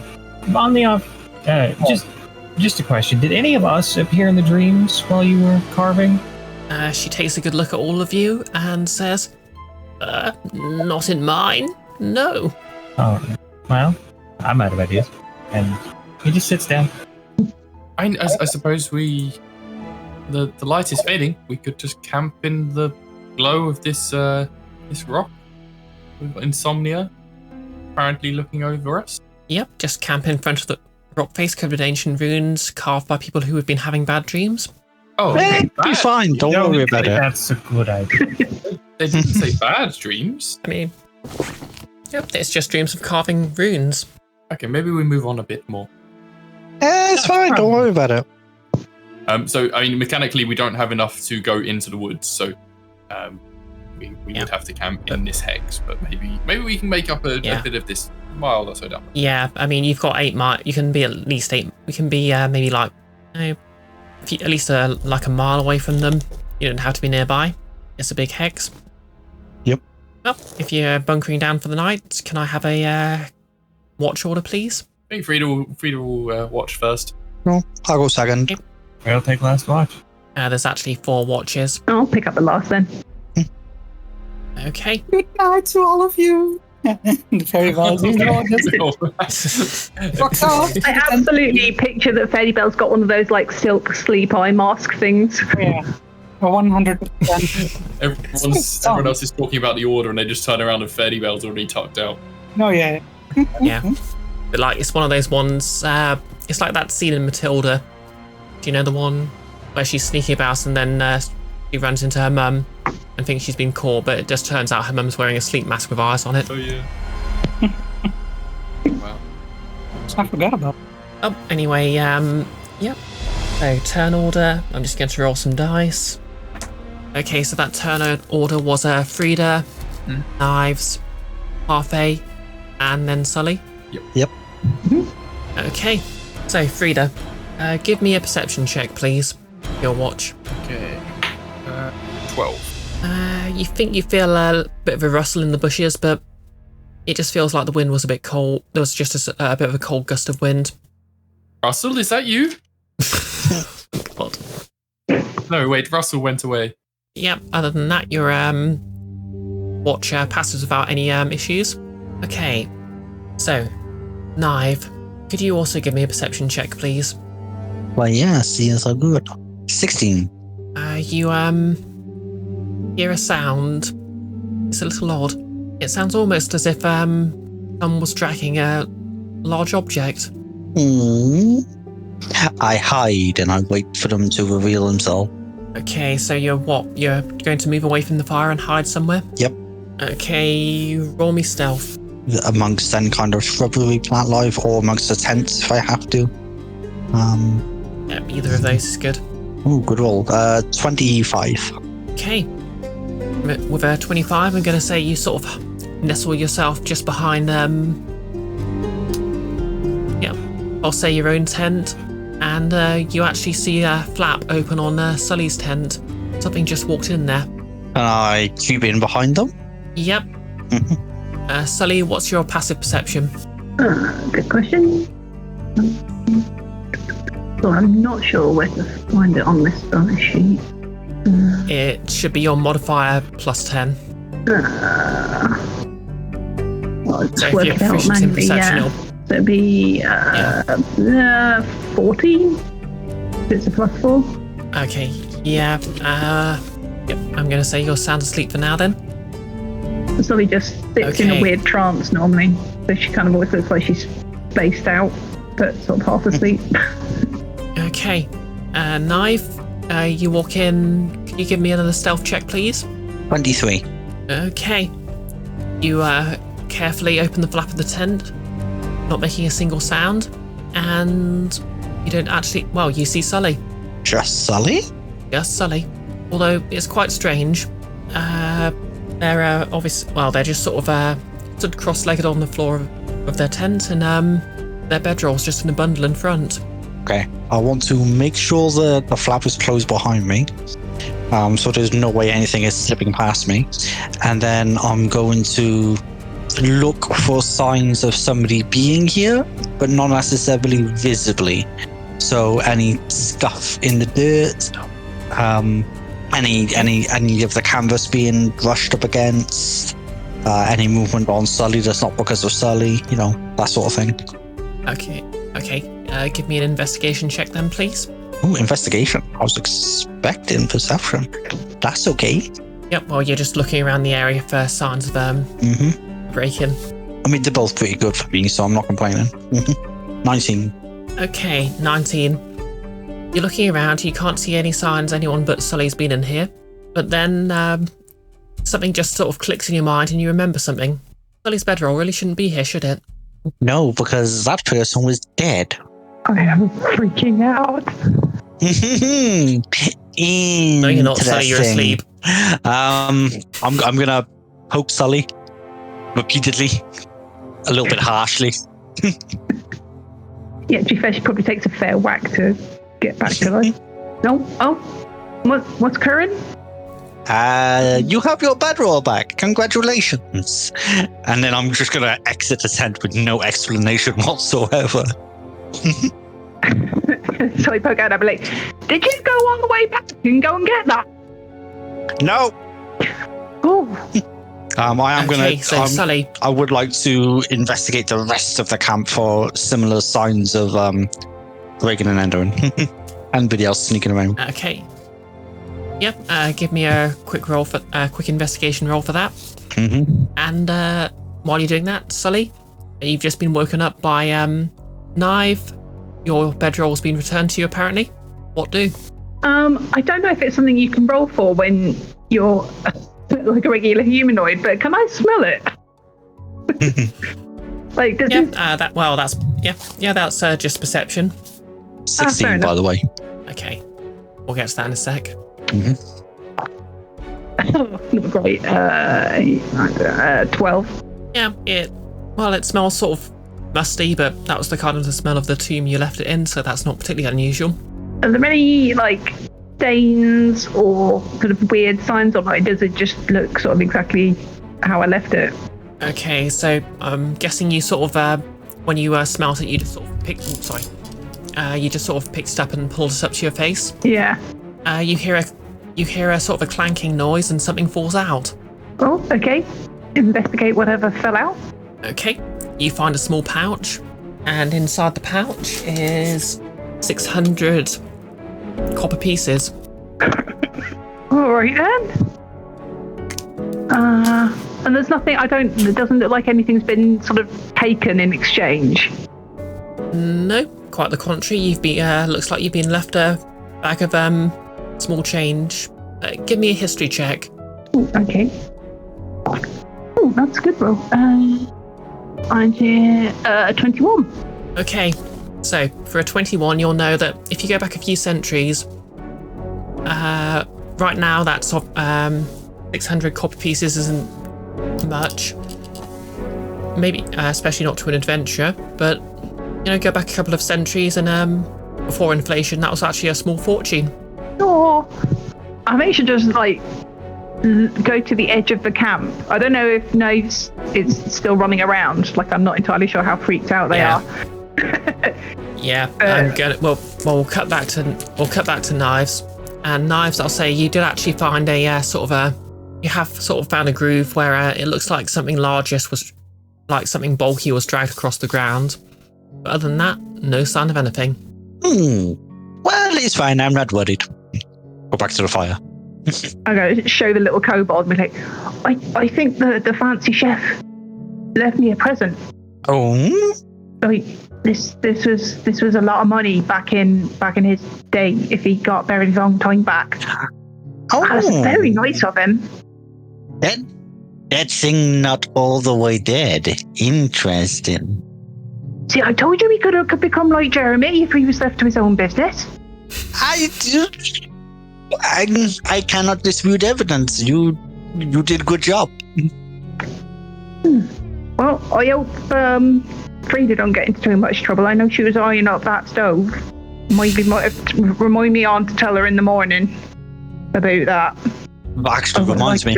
I would like to use this rest to attune or try to attune to that knife that I found. Okay. Because it was special. It looked I remember the description was like, yeah. Okay, I'm not going to make you roll to identify this. You have yourself a dagger of gleaming. Ooh. If I already managed to get 4 hours rest in, then you have an audience for this. Okay, it's magical, but it's not particularly powerful. Basically, as the name suggests, it's just never going to get dirty. But, for a rogue, that might be very useful indeed. We take those. It's a magical weapon. That means I'm doing magic damage with it. So that's fine. Technically, yes. It's magically shiny. It is. It will not stay dirty. Watch this. I slap it into the ground, wiggle it about a bit, pull it out, and it's still shiny. Yep, that indeed happens. Oh, could you imagine what I could do if I had an axe made of that? Plus, you can also use it as a mirror. That would be handy for certain interests that we have, yes. Interests? Oh, you're going to use it like a mirror to do like your makeup or something? Yes, exactly that. I have a talent for what you might call stage work, yes? Make people look like different kinds of people. Oh, my nana had to explain to me that they're not just telling lies, that they're telling stories. Yes, stories. I am very good at that, the stories. All right, when we get back and we've done the cake, you're going to tell me one. That is deal. And then Sully might entertain herself trying to make shadow puppets near the campfire for a while. Okay, I'm going to say everyone else's watches go without any issues. And, the dawn comes. Oh, I hope everyone had a restful night. I sure did. Yeah, no complaints here. So he just holds up the bedroll. Oh, congrats on getting that back, I suppose. Did you trek all the way back in the night to get your bedroll? No, he trekked all the way over here. Oh. I never saw him, and I don't think Naeve's ever saw him, but must have been him. Or else it was one of them climbing people. I found the evidence of the thing, but I did not see the thing. You sure Jeremy don't know him? He didn't tell me anything. Side note, I suddenly feel slightly concerned about taking that silverware. I mean, to be fair, if this entity had a problem with that, they'd have probably said something about it by now, wouldn't they? Probably. Well, let's get a move on, shall we? We don't have all day. No, we do not. Warm up switches. Right, so we've got 2 days before we've got to be back in Airedale. I suggest we go as fast as we can, get through the woods and find this fruit and head back. Sounds good to me. Righty. Okay, so are you going fast pace again? Yeah, I have just updated the token. Lovely stuff. Directly into the woodlands. Yep. Deducts the to woodland heg, so that's a bit more than usual. You are now in the woods. So are you hoping to sort of find a grove? What's your plan? So Parfait, we're after some special fruits. It's probably kind of your specialty in this area. Well, it did grow up on a farm, so might be able to locate some good fruit. And I'd start looking around the forest, see if I notice anything that might look to me like a fruit tree or some kind. Okay, roll me survival, please. 11. Okay, you didn't really find any good leads. You do find like a bush with some berries on it, but they're just normal berries. Edible though. Sorry, dog's going crazy. Well, this berry bush looks edible, but I haven't been in the area that long, so nothing here looks familiar to me. Anyone else have any ideas? This is not specialty, no. It's a particular glade that we're after. Perhaps it's just not in this part of the woodlands. Well, let's keep looking around, see what we find. Maybe there is somebody nearby we can ask. No? do recall Aegis telling me there was a dryad in these woods somewhere. Perhaps we could go and visit them, maybe bump into them, and yes, they could help us. And if we do not find, it's okay. We already have most of the ingredients. True.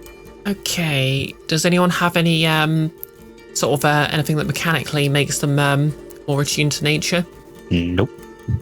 I have something that mechanically makes me more attuned to magic.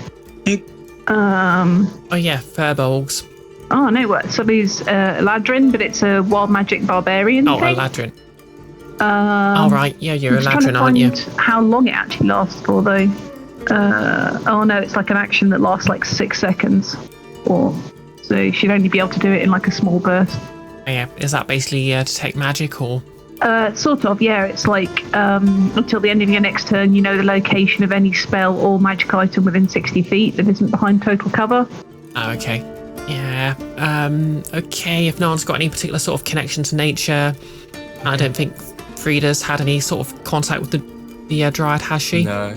Oh, would Sully's family, if they all live out in the woods as woodcutters, would they know any stories about it? Oh, that's a good one. Roll me history, please. Story.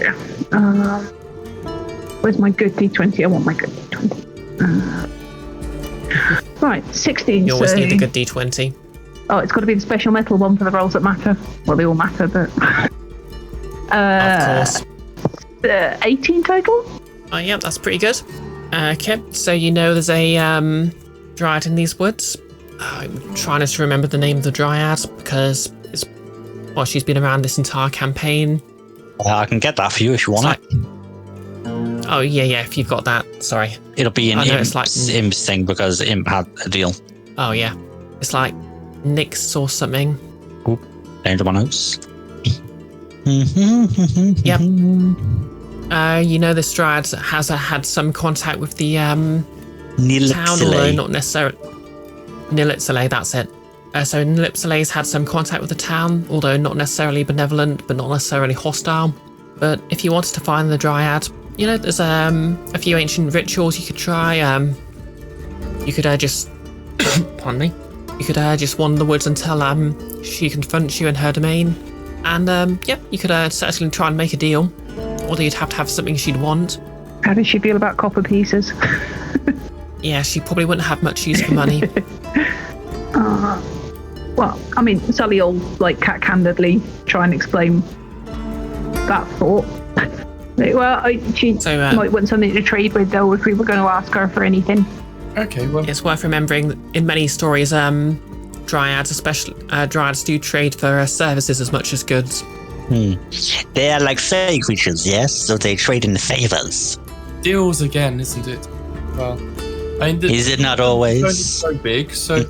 I do recall Aegis saying that they met her in the west, in the east of the woodland.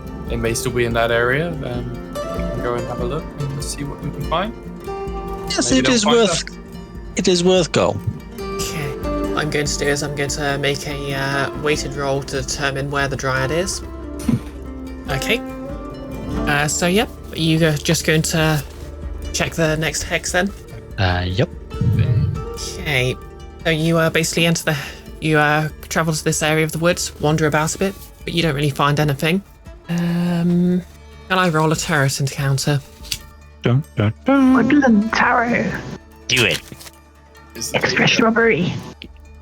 Although if it ends up being an encounter, it might be the last one for the night. That's true. Oh, is that a 1? Yep. Oh, drop the card. 3 of 1? Yep, 3 of 1s. Let's see what we got here. Hopefully this will just be a quick one and we can at least get to the bake-off by the time the session's over. Of 1... Oh, I think this one's not been redone. Oh wait, no, it's been redone. Okay, so you're walking through the forest and you encounter something quite unusual. Before you stands an entire building made entirely of ice. Oh. How strange. This building looks pretty cool. Nah. Well, we was looking for help, so let us see if we can get help. And I knocked the door. Okay, you knock on the door. You don't hear anything. Maybe it's because I am small and I do not knock so hard. Sully can knock harder, maybe? All right then, little one.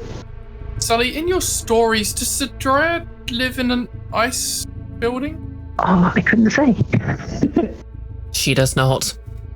In fact, an ice building is quite kind of not something you'd expect to see in a forest, full stop. Much less something so attuned. Like dryads literally live in trees. That's their entire thing. Yeah, and most trees don't do too well in ice. No, we would have been chiseling chunks off this to make things cold if we'd known it was here.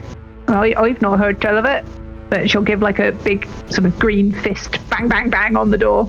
Okay, roll me strength, please. Oh, please don't let her do like property damage by accident. Destroys the entire building. Knock. 18. Okay. You hit the door so hard it starts to crack a bit. Oh no. And as a few fragments splinter away, you see the face of a very angry-looking dragonborn. Oh, no. Yes, it's her. What do you think you're doing? We require help, yes? Directions, maybe. She immediately narrows her eyes at you. Directions where? Grove of special fruit, maybe? How on earth am I meant to know about anything like that? You live in the Do you have area. any idea how... I live here for now. Do you have any idea how much my time is worth?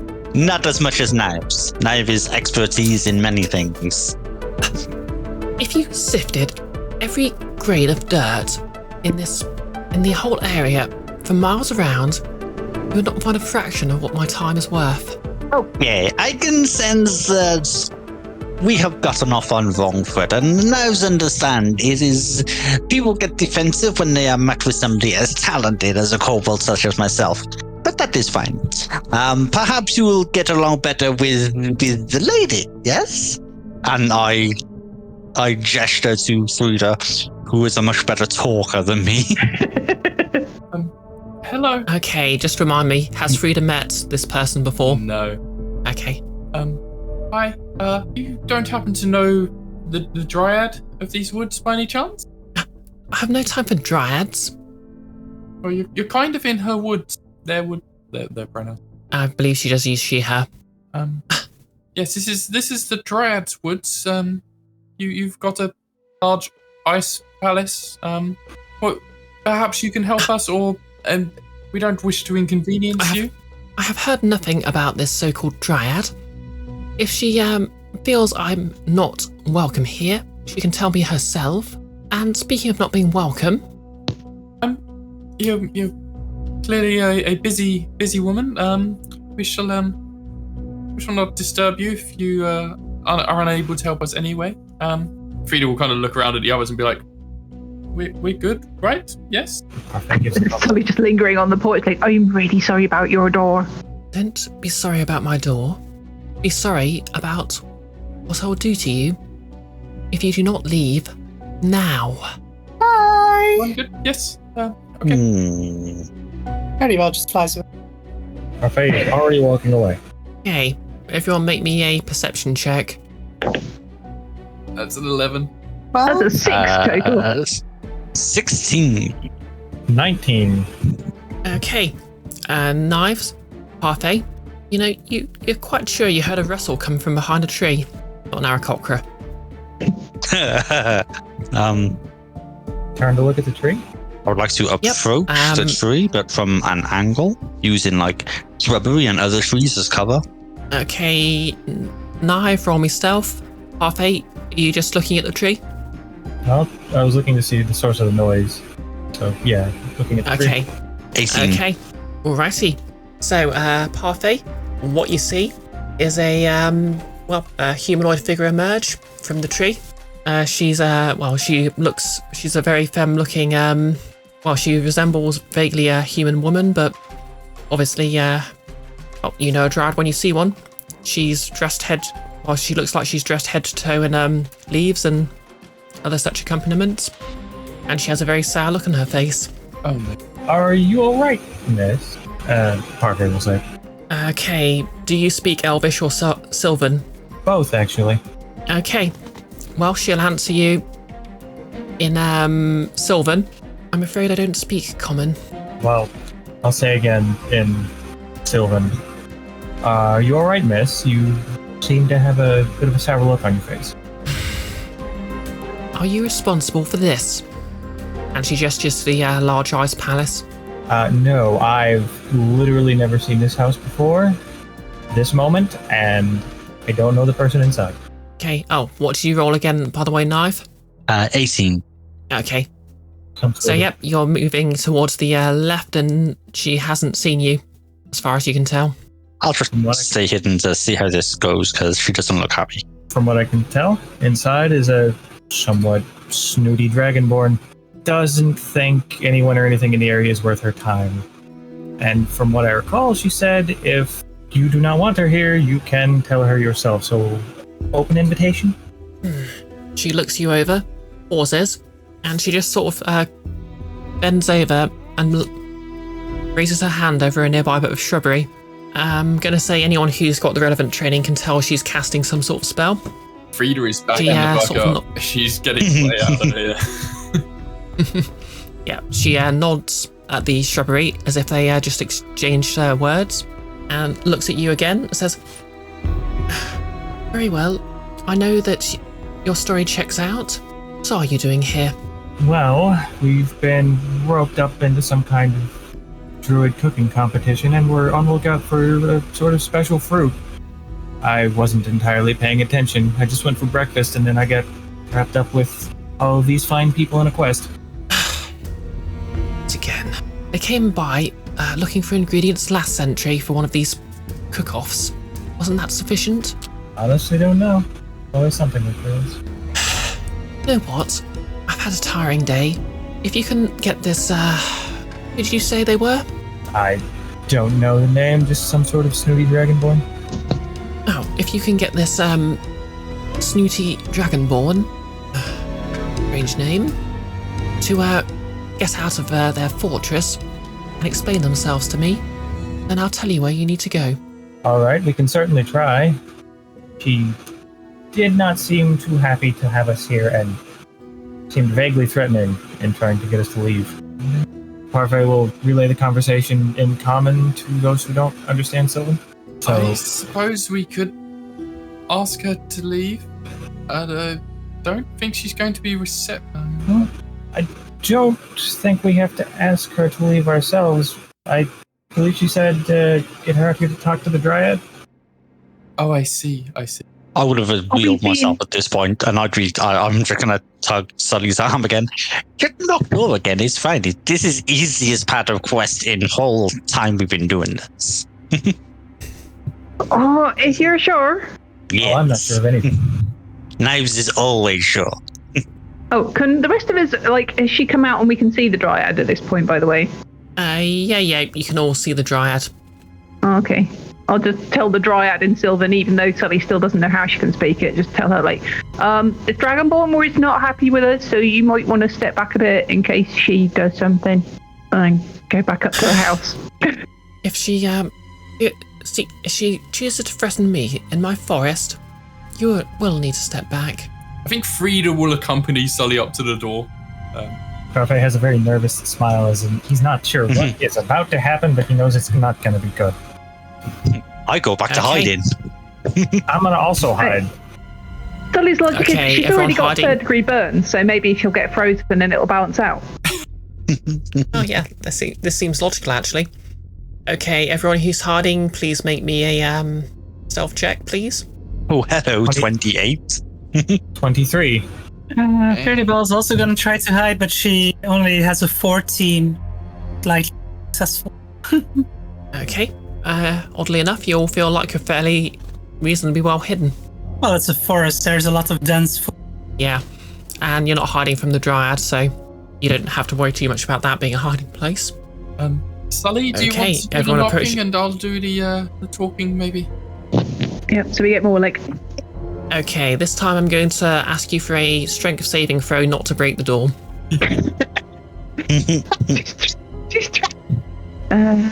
How much control do you have? Jesus Christ, I literally rolled a nat 1. No. Yes. Oh no. Okay. If your hand just goes straight through it and it smashes to pieces.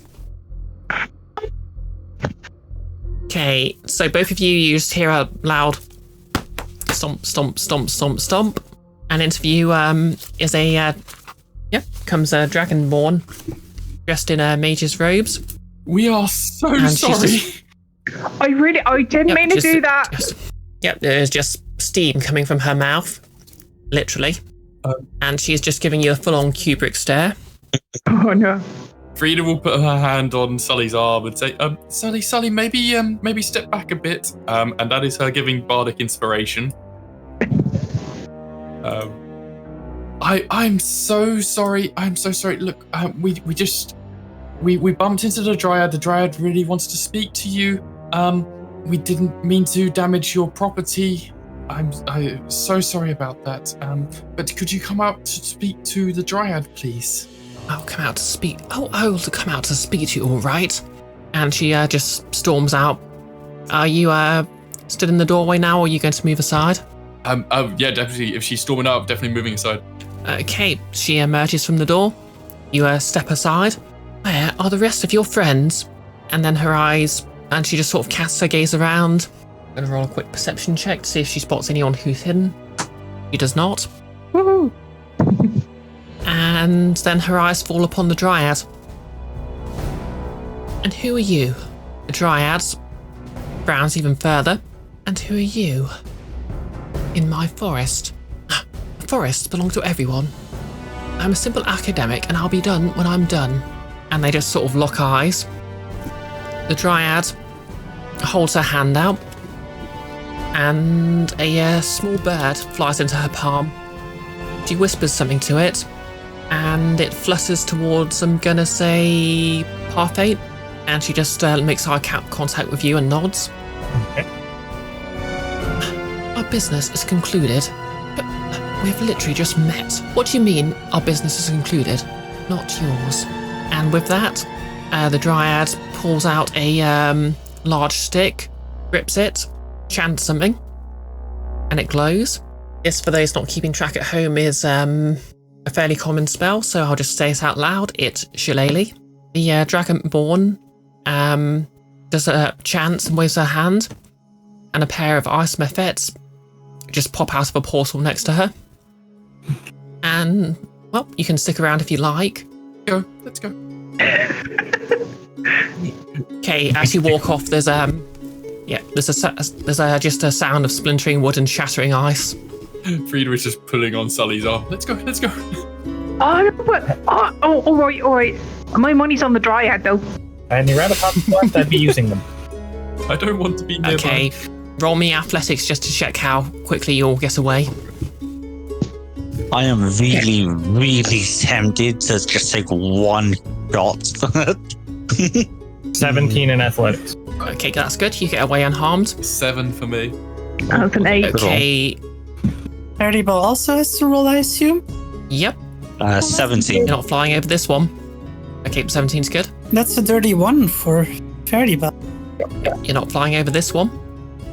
Okay, so It was hidden too well. everyone who failed, you're going to take. In fact, I'll roll this randomly. So Faerdibelle, you're hit by just a chunk of ice hits you for 2 points of bludgeoning damage. Only 2. Frida, only 2. Frida, you're hit by a stick for 6 points of bludgeoning damage. Big stick. And who else failed? Sorry. I did, I think, on an 8. Okay. Oh, did you roll that at advantage? Because it was a dex save and you couldn't see it coming. That's a good point. Dex save? Oh, god damn it! I rolled I had a 4 before, and now I've rolled an 8, so that'll be 12 total. Yeah, that won't pass anyway. But I will point out it was an athletics check, not a dex save. Oh, okay. Yeah. No, never mind me then. Getting ahead of myself. Yeah. Okay, and Sully, you're also hit by just a piece of actually no, I'm going to say you'll just have an enormous quantity of sawdust just all over you. Or 4 points of bludgeoning damage. Woodcutter's confetti. Yep, and unfortunately it's also stuck to what's left of the sugar. Oh, her hair is going to be looking extra sassy now. Yep, but luckily the small bird that the dryad sort of spoke to just sort of tweets and gestures for you to follow it. Looks like you know where to go. Then we follow.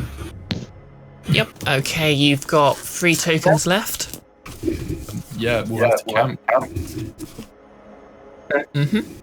Is the bird going to stick around with us if we camp, or is it just going to point us into it? Yeah, I think the bird's going to stick with you until it's guided you to where you're supposed to go. Okay. Oh, we don't have to risk exhaustion then. Yep. We'll be on our last day, so. Yes, we will. Yeah, we're close to town at least. Yep, you're not too far from town. I'm sure you can make it. Okay. Can we have a turn order, please? Frida likes staying up, so she'll take the first one. Okay, good. I'll be second if you want. I'll take third. Lovely. Good. Parfait will take last watch. Good night. Okay. Yep, and everyone's favourite fairy needs her beauty sleep, I guess. As always. Okay. First watch. Nothing. Second watch. Nothing.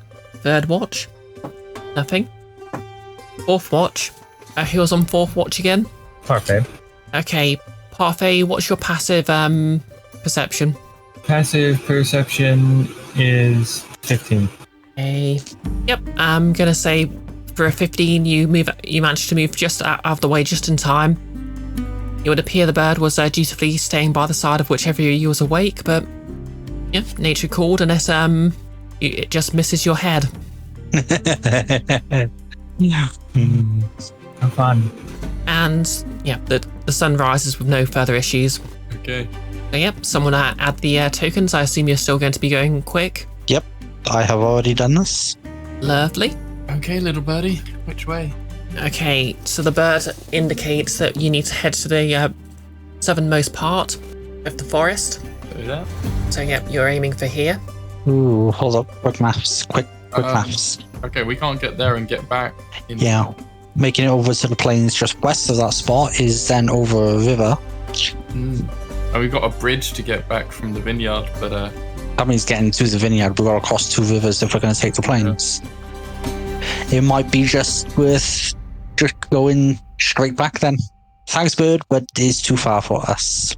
it's a shame. So we go this way instead. Would you like to make a deal? I as a player, I most definitely would.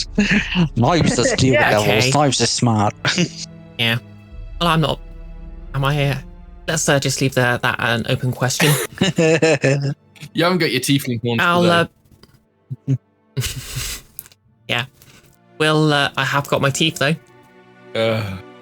I'll fudge the numbers and say I did actually roll randomly and say it's the encounter you need is already in the hex you're in. Okay. Ooh, okay. In which case it would be. Yeah. That would be where you move from. So that would be here. Okay. So you don't have to use any movement to get to it. But in exchange, you'll all have to give up any inspiration you've got at the moment. Yeah, I'll do that. I don't have any, so. I think I That's a good technically deal then, got wasn't it? 2 by accident, maybe. So Oh. I can sort of cover that. Yeah, you know what they say, use it or lose it. Yes, I lost it. I mean, as far Okay. as I'm concerned, this counts as using it, so. That's fair. Deal. Yeah. Well, yep. You feel inspired. And yep, the bird leads you to a small clearing. It sort of tweets triumphantly, leaves you with some X's. Okay, actually, no, I felt dirty telling that joke. It's been withdrawn. Thank you, birdie. Cute little bird. Yep, the bird oddly seems to give you a salute somehow and flies off. Can I leave out if Parfait dished out some of the old meat from the Temple of Doom? Try leaving some of that out for it. 300-year-old jerky. Yes, I guess you can. The bird sort of pecks at it a bit and tilts its head. You know, make me a handle animal check.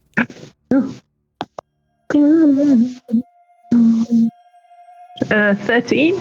Yep, the bird accepts the jerky and flies off. Give it a little salute back. Ah. Bird would have made crunchy snack. Never mind. Yep. Oh my god. The clearing you've been led to. It's pristine. It's got a small stream flowing through it, and there's just, a general pleasant smell in the air. But the most predominant smell is a sweet smell coming from the tree in the middle. Ooh. It's a large tree, but there's something seems a bit strange about it, but you can't quite put your finger on it. But nevertheless, there's an absolutely looking delicious array of fruits on it. You know what? Anyone who's sort of looking can give me a nature check to learn a bit more about the tree, I guess. 14. Just want to say Parfait is a little distracted. He saw a particularly shiny stone on the ground and he's just paying more attention to that right now. Yeah.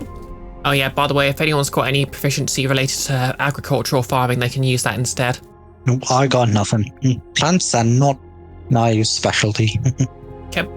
Anyone else? I got a 0 in nature, so it's not a Frida thing. Okay. I rolled a 10, but at least I have a +4, so it's like, okay. Faerdibelle has a +3, so I suppose I'll roll a check on the tree. Okay. 18. Okay. 10 for Faerdibelle. Obviously. Okay. Oh, yep, an 18 is good. Okay, for an 18, you can sort of tell this is a not a naturally occurring tree, although nature seems to have somewhat claimed it. A feral tree, if you will. It looks like it's actually been grafted so that several different types of fruit are growing on it. Although the cost of this is whatever magic or sort of advanced botany that was used for it seems to have slowed its growth significantly.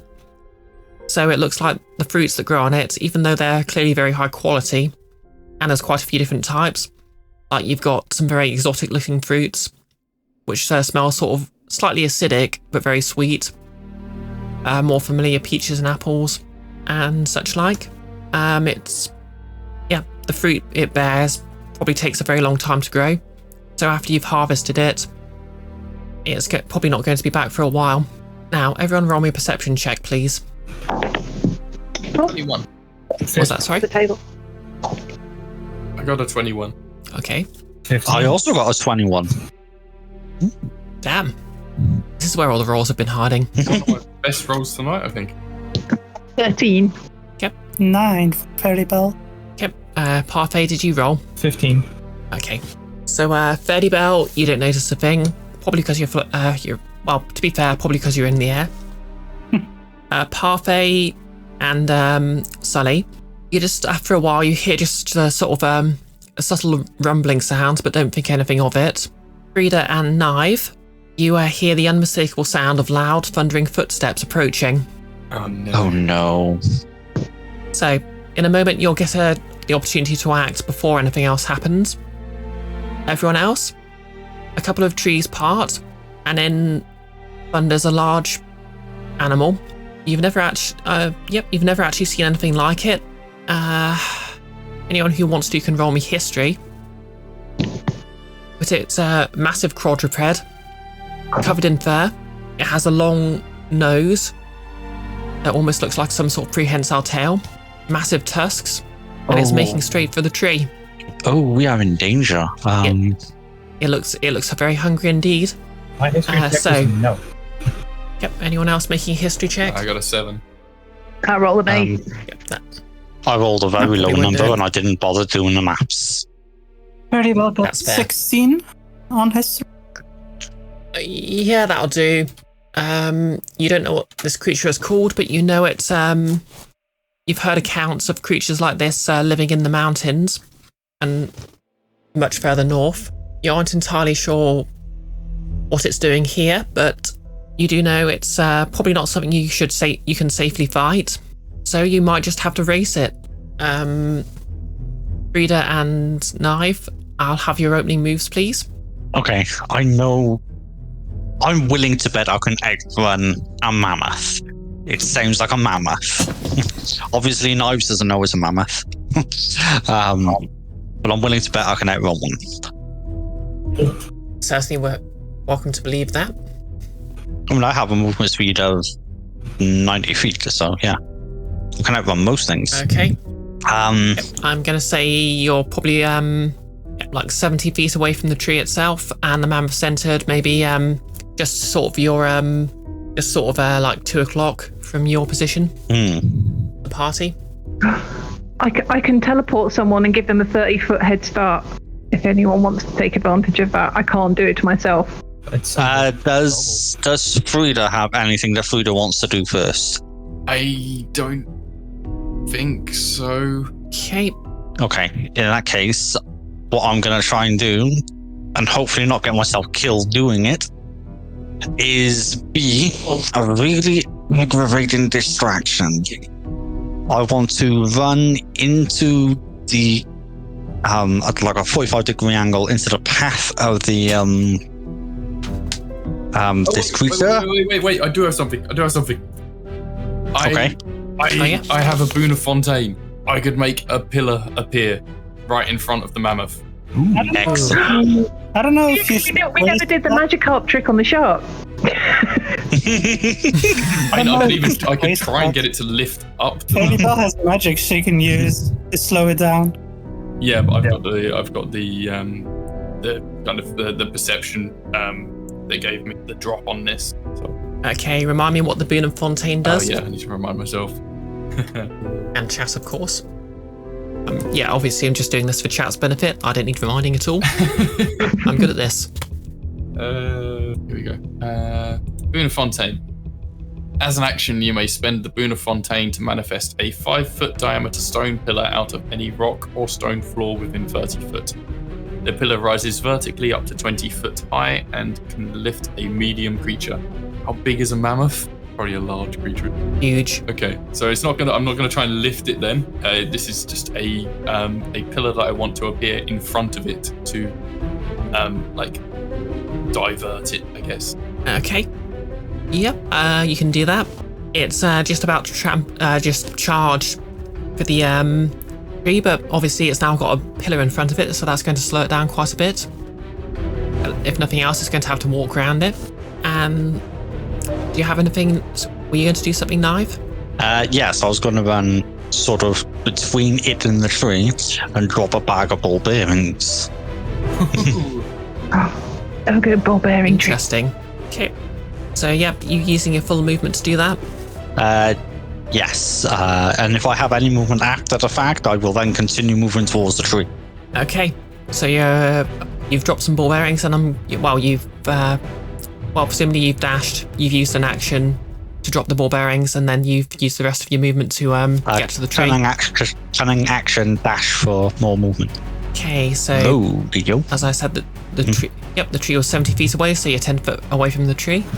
Marvelous. When it runs over the ball bearings, it will have to make a DC 10 dex save or hold prone.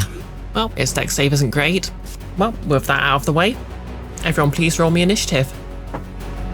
Let's see if you can beat a mammoth. I have good news, Faerdibelle. You don't have the lowest initiative order in this order. Oh, wow, really? As I said, it's not got a great dex score. Anyways, we're at the top of the round. Naeve, you are 10 feet away from a tree with delicious fruit. There is a very hungry creature not too far away, and it looks like it could devour the entire tree in one go. What do? Oh, and I'm going to borrow a trick from Blades here. I've started a 8-piece clock, and that basically represents harvesting this multiple century bounty of fruit before the creature does. Okay. I've got no sort of illusions about being able to do decently in combat against this thing. So I'm just gonna finish the movements to the tree and start harvest again. Do I have to climb it? Yep, you can climb it if you want to try it that way, or you can try and grab some of the low-hanging fruit. It's really up to you. I'll scurry up the tree. Okay, roll me athletics, please. Oh, not bad. Athletics +1, 17. Yeah, that'll do it. You scurry up the tree, and you can you can just sort of reach some of the nicer looking fruits. Yes. What would you like to do? I would like to reach the nicer looking fruit. Okay. Roll me acrobatics just to balance while you're grabbing it. I'm a rogue. This is what we do. Yes, it is. Natural 19 as well, so 23. Okay. I'm going to fill in one slice of this, I'm borrowing a trick from Blade, and I've started an 8-part clock to represent the amount of fruit on the tree. Mm-hmm. So you've removed one slice of the fruit from the tree, which is probably going to be, you're not really sure what they are. They're sort of round, they smell very fragrant, and they have a sort of a yellow-red colour to them. Don't eat the fruit. Don't eat the fruit. Don't eat the fruit. Yeah. Maybe something exotic from the south. It's actually probably used, not even sure if it's horticulture or magic that let it grow up here. Anyway, anything else for this turn? Cunning, action, hide. Okay, roll me a stealth check, please. 16. Yeah, we're technically in combat, so I'll roll this. Yep. You feel like you're pretty well hidden. Okay, here's that you go. Yep.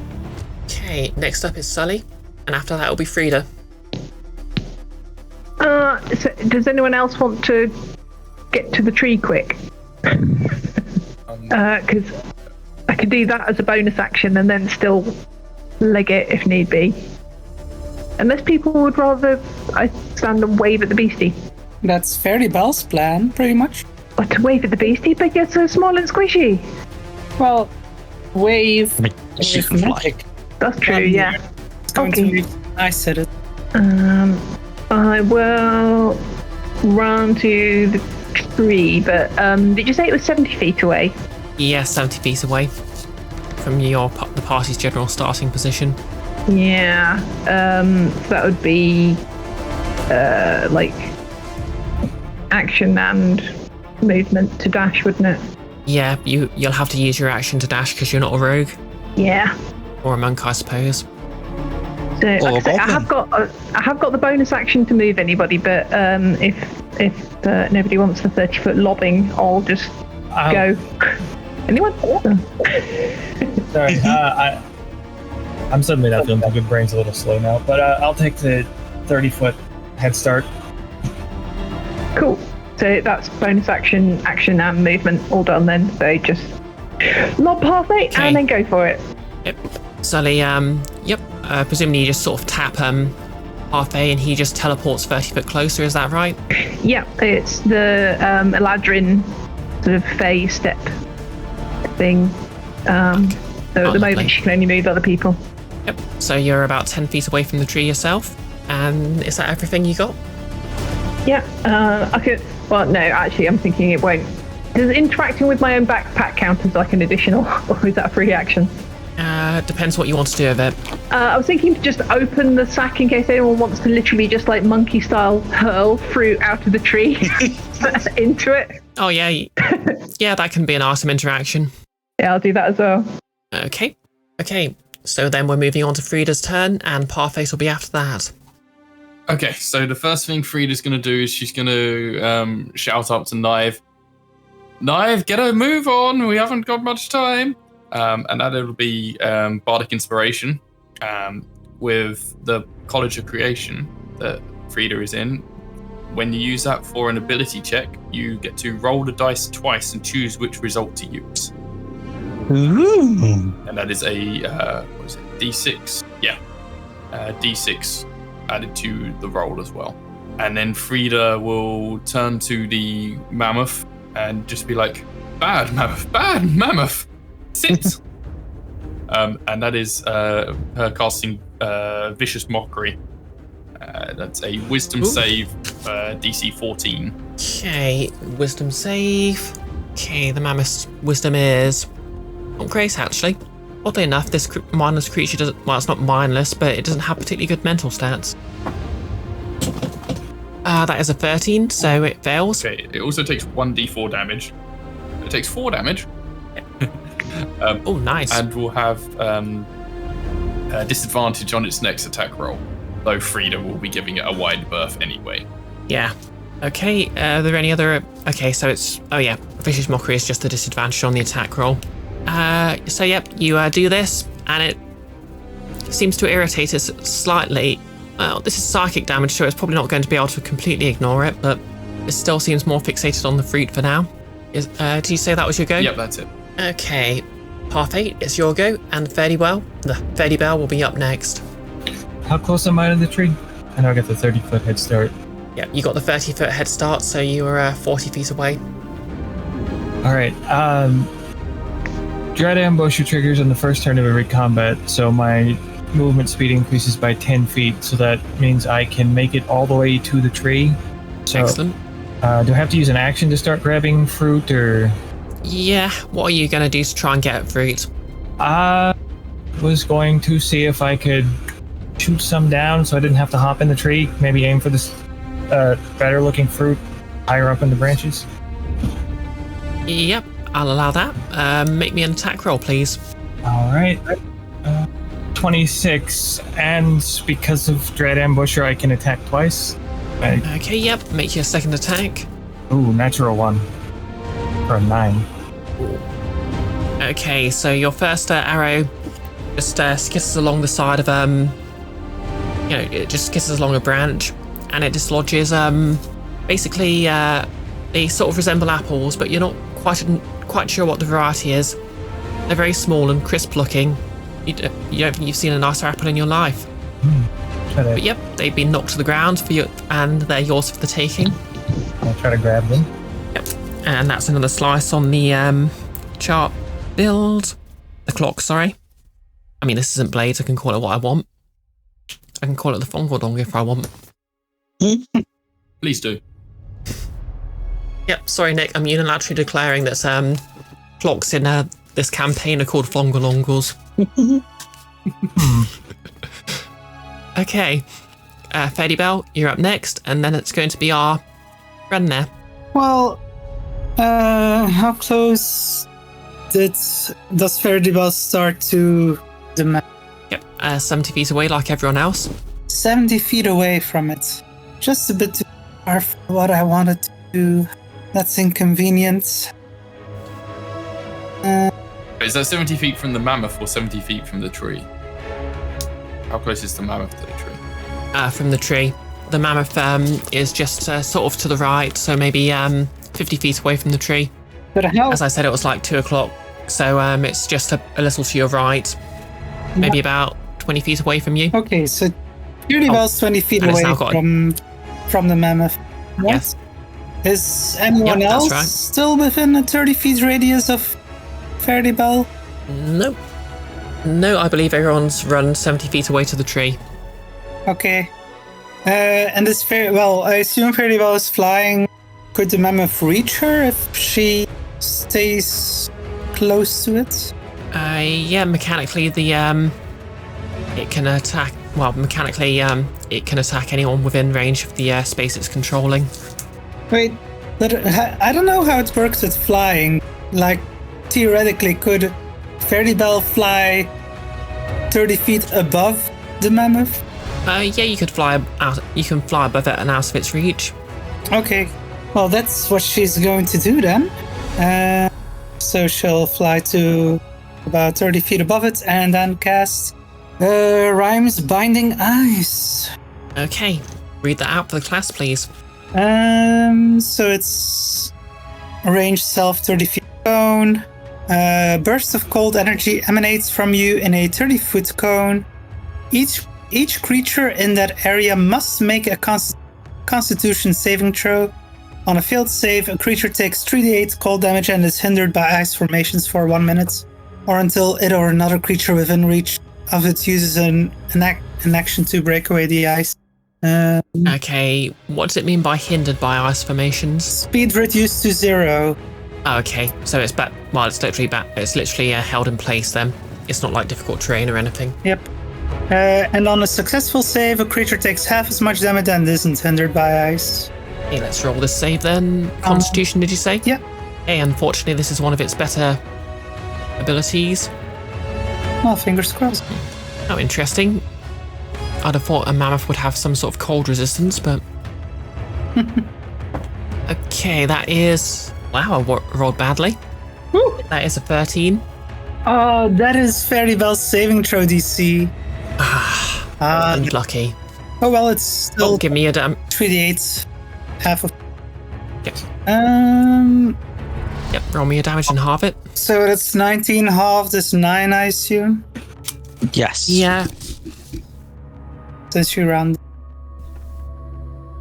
So that is... Yep.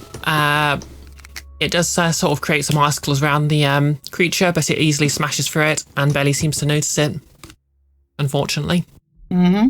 Anything else? No, I think that's it. Okay. We're up to the mammoth's go. After that, we'll be back to the top of the round, and it'll be Naeve's go. So this mammoth, it's had some very strange thoughts rush through its head, and its back just feels a bit chilly. But it's used to the cold, it's used to snow. Hasn't felt it in a while, but there was a delicious-looking pile of food ahead, at least until this mysterious pillar appeared in front of it. So it is going to walk around the pillar, taking, I'm going to say, about 20 feet of movement. Yeah, it's going to take about 20 feet of movement to walk around the pillar. And as soon as it sees the tree again, it's going to just, throw its trunk up in the air. And... I can't make elephant noises. And it's going to make a run for it. Does it reach the ball bearings? Oh, that's a good point. It's going to charge towards the tree. Yeah, I'm going to say it's going to use its action to make a dash. It's going to run into the ball bearings. What's the DC on that again? DC 10 dex save. Hey, DC 10 dex. Oof. That is a natural 1 for a 0. It falls prone. Yep. This massive creature just falls flat on its side and just skids forward a bit. It looks very confused. It requires half of its movement to stand up again. So if it has less than that, it can either crawl forward or do nothing. All right. Well, it was using its action to dash, so it's lost that, I guess. It already used its movement for the first part. How far away did you drop the ball bearings again? I would have moved at like a 45-degree angle to get between it and the tree, so that halfway point, give or take. Okay, so 35 feet away. Mm-hmm. Yep. We'll say it's about, probably skidded a bit, so we'll say it's 30 feet away, prone. Cool. Okay, we're back to the top of the round, and it's your go, Naeve. I have 2 daggers. Would I be able to... Am I limited to one, chunk of the pie per turn, is my question, with my action? No, you can claim more of it, it's just that no one's really succeeded at getting more of it. Okay. Parfait would have been able to get 2 slices of the pie. Yeah, so... If he'd... he did that with the attack rolls, does he? So if I did the same thing with daggers instead of things, so main action attack and then bonus action attack. Yep, you can do that. Excellent, I will do this. Forget your bardic inspiration. Yes. Which I can roll twice if I need it. Okay, so first attack. Yeah. 16 plus something. Okay, that sounds promising. 16 plus 6. Oh, Knives, you have a beast. 22. Yep, that'll do it. And then bonus action attack. When it comes to bardic inspiration, do I need to declare that before the roll? I don't believe so. Doesn't seem to specify. Oh, the action can be done after seeing the d20 roll, but before knowing the outcome. That was it. Marvelous. And I am going to use it there because that's a horrendous roll. But it might, but we're dealing with fruit, so the DC's not exactly going to be high. I just need to beat that. You're welcome to believe that if you want to. I do believe that. Yep. You're harvesting fruit. That requires precision. 2, 14 plus the 5 is 19 total. Yep, that'll do it. Okay. Yep. So that's 2. Yep. Half the fruit on the tree has been knocked down. Although you might want to sort of scurry to claim that fruit. I've seen there were people on the floor. They'll go to get it. I'm confident. I'm going to stay in the tree and be ready to get the rest. Okay. Is that your go then? Yep. Okay. We're up to Sully, and Frida will be after that. So I use my movement just to get the 10 foot up, and then I only get one attack, but is that what we need to do to get the fruit off? You can do anything you want to get the fruit down. It doesn't have to be an attack, but you can do an attack. Remember, there's quite a bit of fruit on the ground right now. Yeah. I might see how much I can actually scrabble off the floor. Put that in the bag that's already open. Okay, what would we call this? Would it be an athletics check? Yeah, I think we'll call this an athletics check just to grab it all from the floor. Okie dokie. And if this goes badly, I might use a Frida inspiration. Oh no, because we lost those, didn't we? Yeah, okay. it only lasts for 10 minutes, the bardic inspiration, and I gave it to Oh yeah. Okay. Right, so 14? Yeah, I'll say you managed to gather up. Yep, for a 14, I'm going to say you managed to gather up all the fruit Parfait knocked down. And you managed to just rush, and one of the lots of fruit that Naeve cut down is on the ground still, but you managed to get there just in time to sort of catch the second lot. So you have 2 slices worth of fruit are in your backpack now, where presumably you can make sure they're not eaten by the mammoth. Oh, hell no. Anything else this turn? Yeah, no, unless picking up more fruit counts as bonus action option, then I'm done. Are you by any chance a thief rogue? Nope. Sorry, no bonus item interactions for you. Sorry, bonus action item interactions for you then. It's okay, Frida will get it. Speaking of, and Parfait will be after Frida. Yeah, so Frida's all out of bardic inspo, so you're on your own now. But yeah, she'll go and grab that last piece of fruit off the floor, chuck it to Sully, like, in your backpack, love, and then go for another vicious mockery on the mammoth. DC 14 wisdom save. Yeah, the poor creature's on the ground, and it's not got good wisdom. Okay, that is an 11. Yes. So roll your damage. That's 2 damage this time. Okay, it barely seems to feel it. Maybe it's not got much of a mind, being a giant and very hungry animal. But it's more about the disadvantage on the attacks. Gotta keep that going. Okay. Anything else? We'll continue to keep as far away from the mammoth as she. Okay. I guess there's no fruit left on the ground, at least. Parfait. Oh, and Faerdibelle will be up after that. Alright, forgive me because it's been a minute, but I do wield short swords. Can I do main and offhand attack, or does that come at a later level? Beg your pardon? I do wield short swords. Can I do a main hand attack and an offhand attack with the same action, or is that some later level thing? It takes your bonus action. Okay. Yeah, you get 2 attacks for your normal attack action later. But remember, you are at the... Well, I suppose there are some lower branches you could attack. Yeah, I was going to try and chop some fruit down from the lower branches. Okay, make me some attack rolls then, please. Alright. 17. Yep, that's exactly what you needed. Bonus action offhand, 13. What was that, sorry? The other one was a 13 for the offhand bonus action. Okay, yeah. The first one sort of slices some more apples off the branches, but the second one unfortunately just sort of catches on the bark and you fumble with your sword a bit and don't manage to cut it. Alright, I've used action, bonus action. I can't just pick up the fruit and run away at this point. I'll let you, I'll let you as an item interaction pick up one one slice worth of fruit and use your movement to leave. Yeah, I was going to use my movement to run away from the tree, positioning the tree between me and the mammoth. So still near it, just there is now a tree between me and the giant beast. Yeah, very wise. Okay, Faerdibelle, and Hefflump will be next. Okay. I couldn't quite follow. Is Heffalump still prone on the ground? Yep, its turn's not come up yet, so it's not had a chance to get back up. And it would have to use half its movement to get up, right? That's correct. Okay.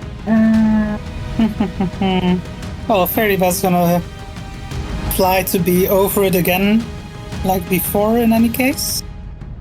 I think.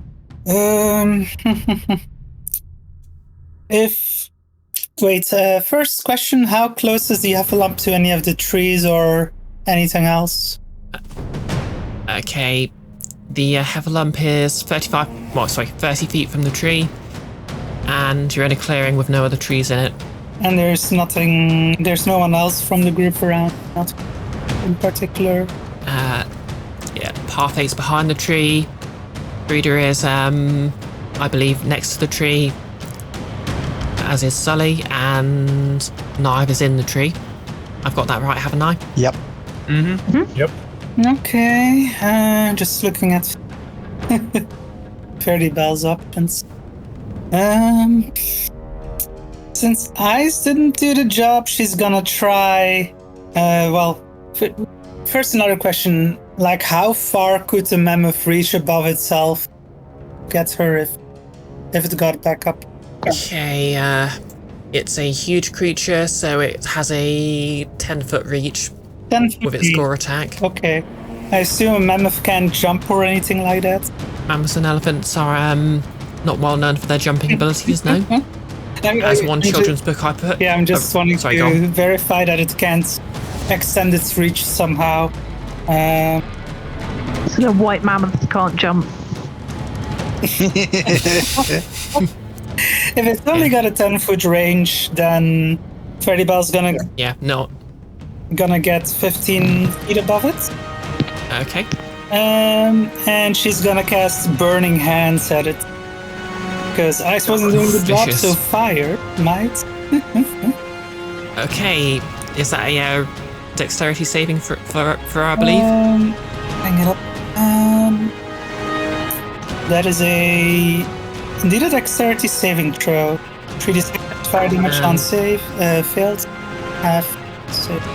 Lovely. And I believe your DC was 13, wasn't it? Okay, my one is not going to beat that. Roll your damage, please. Woo-hoo. Finally, she succeeds at something. That Dex is definitely a better shout than Con. I'll sell you that. Yeah. Assuming no additional bonuses, that's 9 damage. Okay, 9 damage. You've singed its fur a little, but it's quite dense fur. It's still not entirely sure it's noticed you've been attacking it. She giggles to herself. And does she have any other actions? I don't think so. She's just one spell per turn kind of gal most of the time, usually. Fair enough. Okay, we're back to the top of the round, so it's Naeve's turn, and after that will be Sully. The creature itself doesn't get a turn? Oh, yeah. Thinking not to make things harder on ourselves, but you know. Yep. Okay, so the heffalump, it's got icicles on it, and also somehow smouldering at the same time. It's had better days, and it feels vaguely guilty at the back of its mind for some reason. But, that doesn't matter. Delicious fruit awaits, and that's all a creature like it cares about. So, it's going to use half its movement to stand back up again. It's going to use another 20 feet of movement to move forward. It's 10 feet away from the tree, and it's going to use its move action to dash the rest of the way. So, Parfait is behind the tree and is fine. Naeve is in the tree and is fine. Sully? Frida? You better be afraid. Or next turn. Okay, that's fine. It needs to also be able to make an attack action in the same turn to take advantage of this. And to be fair, it's not really got targets on its mind at the moment. It wants that delicious tree fruit. Okay, that's the mammoth's turn. Yep, Naeve, you're up next now, and Sully will be after that. Okay. If I've been keeping track of this properly, we've got 3 chunks of the pie left. Yep, Scout's honor. Okay. Can I line myself up to 3 chunks of delicious to shoot them all with 1 arrow? Yes, but okay, you don't have the sharpshooter feat. Nope. Okay, in that case, I'll give you a -5 penalty to this attack roll. Okay, so it's basically +1. All I have to do is roll good. No pressure. No pressure at all. Yep, you've been rolling great this entire session. It's been up and down, really. Some of my rolls have been horrendous. But that was average at best. With the -5, it's a total of 11. Yeah, that's not going to do us, I'm afraid. You try to line up for the trick shot, but your arrow just hits one of the branches and clatters away. Okay. Do I have a bonus action? Did you use a bonus action? I haven't yet. I'm looking at what my bonus actions are. Oh my god, I should have steady aimed. I forgot that's the thing that rogues can do. Amateurs. Bloody amateurs. Bet you never even played a tiefling either. Okay, for my bonus action, I'm going to shout at the mammoth. I assume it's within 10 feet of me. Yep, it's right up next to the tree right now. Okay, then I use my draconic cry, which is basically just this tiny little kobold rise at the mammoth. Any allies and I have advantage on attack rolls against any enemies within 10 feet of me who can hear the cry. So, if anybody wants to do an attack, they have advantage, because that's all I can do to help you now. Okay. And Sully, you're... Oh, sorry, is that your turn? Yeah, that's all my turn. I'm staying in the tree. Okay. If I can go further up the tree, that would be good. Sully is up next then. So is this thing like in Frida and Sully's face right now? Yep, it's right next to you. And we have 3 chunks of fruit still to get. That's right. Right. Can I don't know if you want to make me roll for it, but I was wondering if I could like try climbing the mammoth to get further up and try and reach the fruit before the mammoth can reach whatever it's going for. I'll go for. Oddly enough, there is actually a mechanic for this. Yes, there is. Yeah, let me just double check. By the... It's a grapple check, if that helps. I think it is. I just want to double check the rules just in case. Yep, so this is a grapple because it's a huge creature and I believe you're a medium. Is that right? Yep. Yep, so you can definitely climb up. You can just shadow on the Colossus onto it. Nice. And then... okay. Is it like a strength check to do that or anything? Yeah, it's basically a grapple check, so that'll be athletics. If rage gives me advantage on strength checks, does that include athletics? Absolutely. Excellent. Bonus action rage then, except that might do something weird. Roll on the table. Let's see. 3. Oh, cool. Okay. An intangible spirit, which looks like a flump or a pixie, your choice, appears within 5 foot of one creature of your choice, within 30 feet of you. At the end of the current turn, the spirit explodes, and each creature within 5 foot of it needs to succeed on a dex save, or take 1d6 force damage. Okay then. Pick a creature. Any creature. Yeah, definitely the mammoth. But can I put it near its rump so that I'm not sort of exploding it in Frida's face? Yeah, that's fair. When it says the end of the turn, does that mean my turn? Because it says I'd assume turn. So. Yeah, well, I'd assume whatever turn it appeared on. So yeah. Yeah. No, I mean, theoretically, I suppose it's it might be possible for a barbarian to rage on someone else's turn. So I was getting myself mixed up. I thought maybe like they meant the end of the round, but it's like no, if they meant the round, they would say the round. Yeah. Unless you want to say otherwise, I'm going to say for whatever reason this looks exactly like Faerdibelle. Sure, why not? Oh no. It's a tiny Faerdibelle. Right, so athletics at 14 total. Ooh. Okay, so that's 14 opposing its athletics or its dexterity. Oh no, wait, it was advantage, wasn't it? That was the whole reason for raging. Yes. Yeah. No, that's even worse. Oh my god. Okay, so that's a 14. Yes. It's got quite a good strength score, but you never know. It might flub the check. Sorry, that's a 26. Yep. Okie dokie. Yep, you try to jump on it and climb up, but it just sort of tilts to the side and you just slip off it. Not even sure it did it deliberately. Okay, and then... Maybe, maybe that ice made it a bit too slick. Yeah, and also, Sully's still sticky. She might be getting caught in the fluff. Oh, yeah. So, end of my turn, it's a deck save, which would be DC 13 for these. Okay, DC 13. This has a much better chance of taking. Yeah, that's a 10. Cool. That's 1d6 force, which was a 2. Okay, it takes 2 points of damage. And do you know what happens if an elephant's attacked from behind? Basically, it's a very efficient way to panic them. Oh, crap. Yes. Yep. With a huge trumpet, it rams into the tree. Naeve, I think you're the only one in the tree right now, is that right? Yep. Make me, would this be dexterity or strength? An argument could be made either way, yeah. Yeah, I'm going to say strength because that's what you use to avoid falling usually. We'll grapple the tree. That's a strength saving throw, please. That's not one of my good saves, Bree. In actual fact, that is my worst save. My only negative save. That's a 10. Well, I'll do this against its attack roll. How about that? Oh no. It's got a plus 10 to hit, so that's going to fail. Do I fall? Yep. I'm afraid you're falling out of the tree. 4 damage. Let's say you're... How high am I? Yeah. We'll say 20 feet. That's going to be 2d6. Mm-hmm. That is it is d6 per... Yes, 1d6 per 10 feet. Up to a maximum of, I think it's 8. But I'm not 8 foot up.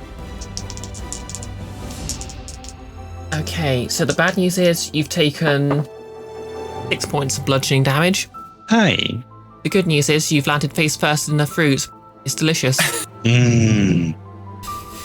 Does it magically heal them? Ooh. Wait a minute. Oh? How much fruit was dropped? There's only 3 slices worth of fruit left. I think all of the fruit's been picked up off the ground. This is something you just hit on the way down. Excellent. Okay, so yeah. That was Sully's go. So Frida, you're up next. Oh, sorry. That is everything you've got, isn't it, Sully? Yep. Okay, cool. Frida, you're up next, and then it's Parfait. Do you fruit and we can leave the mammoth to it? I worry that once the tree is out of fruit, the mammoth may be a bit angry still. I have a plan. Do not worry. Leave one for me. Okay. Can you make him some fake fruit, like you made a fake axe?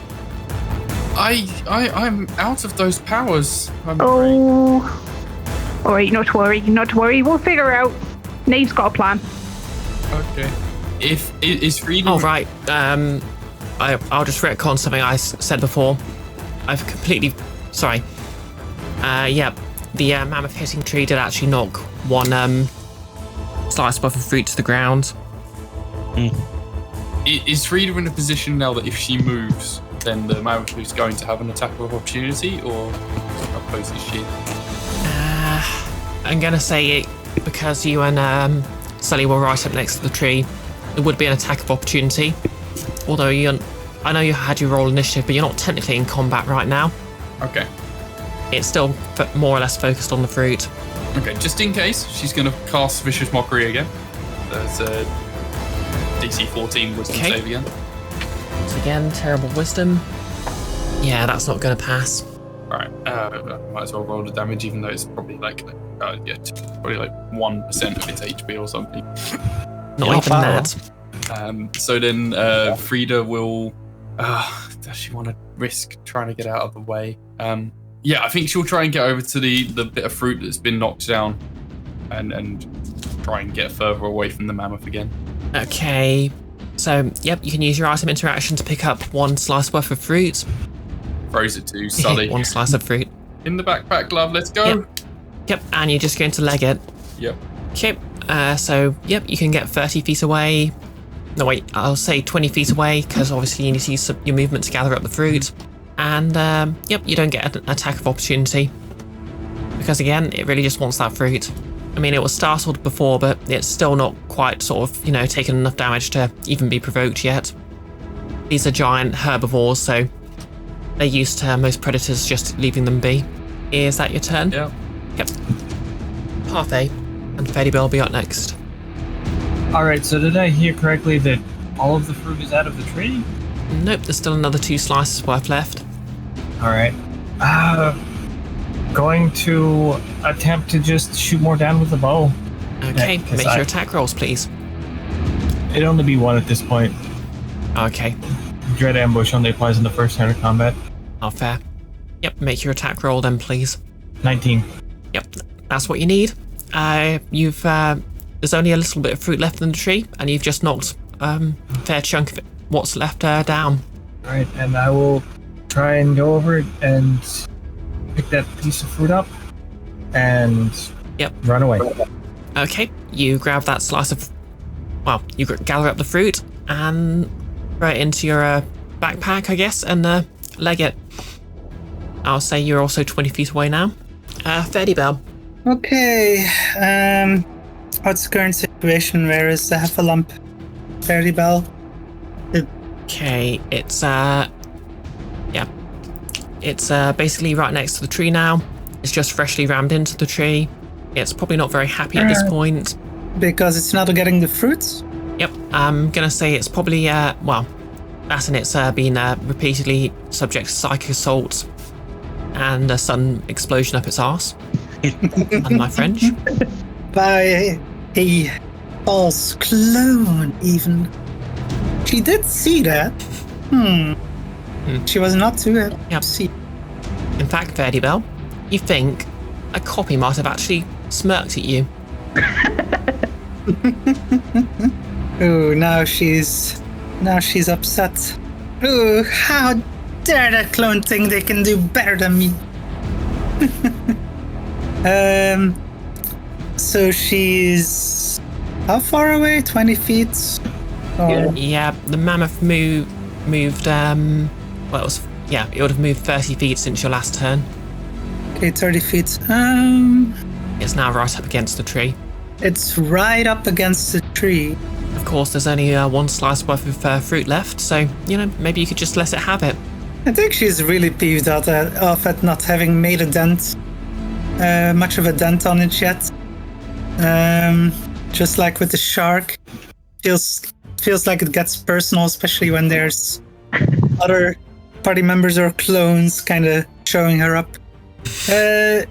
Okay. She's gonna take 1 of her rations and catapult it at the mammoth. Okay, is that a dexterity save? Catapult is dexterity save indeed. Okay, that is a 4, so it's not passing that. Roll your damage. 38 bludgeoning. As this poor hungry creature is ironically smashed with a piece of food. Yes. Oh, that is a. Keep forgetting if I have bonuses on this, but I rolled I rolled a 15, so 15 bludgeoning damage, I guess. What? Bloody heck! It's 38. Swear down, was that something really hard, like a dime bar? It was just thrown really fast. I guess Faerdibelle just loves hardtack. Nautical background, maybe? That'll serve you right. Dinner's up.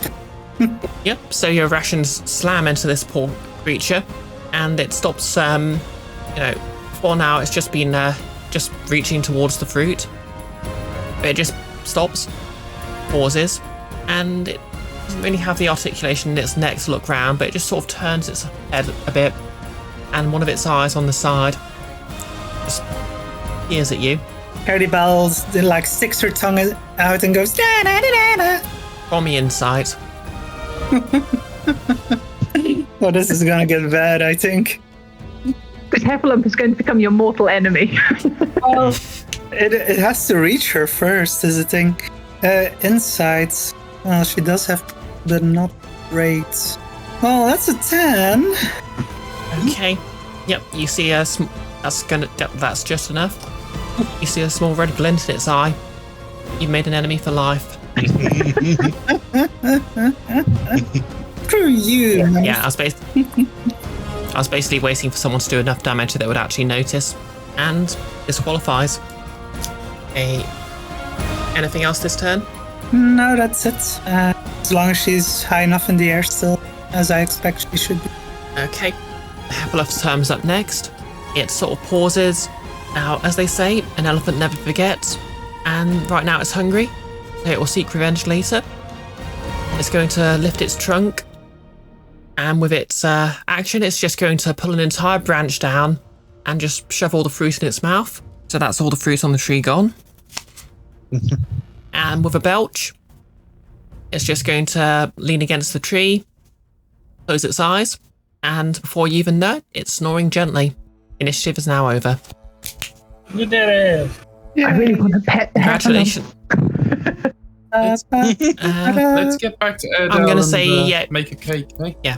You know what? Make me a handle animal check to pet the Heffalump. Oh my god. Please don't let this be the reverse of the door made of ice.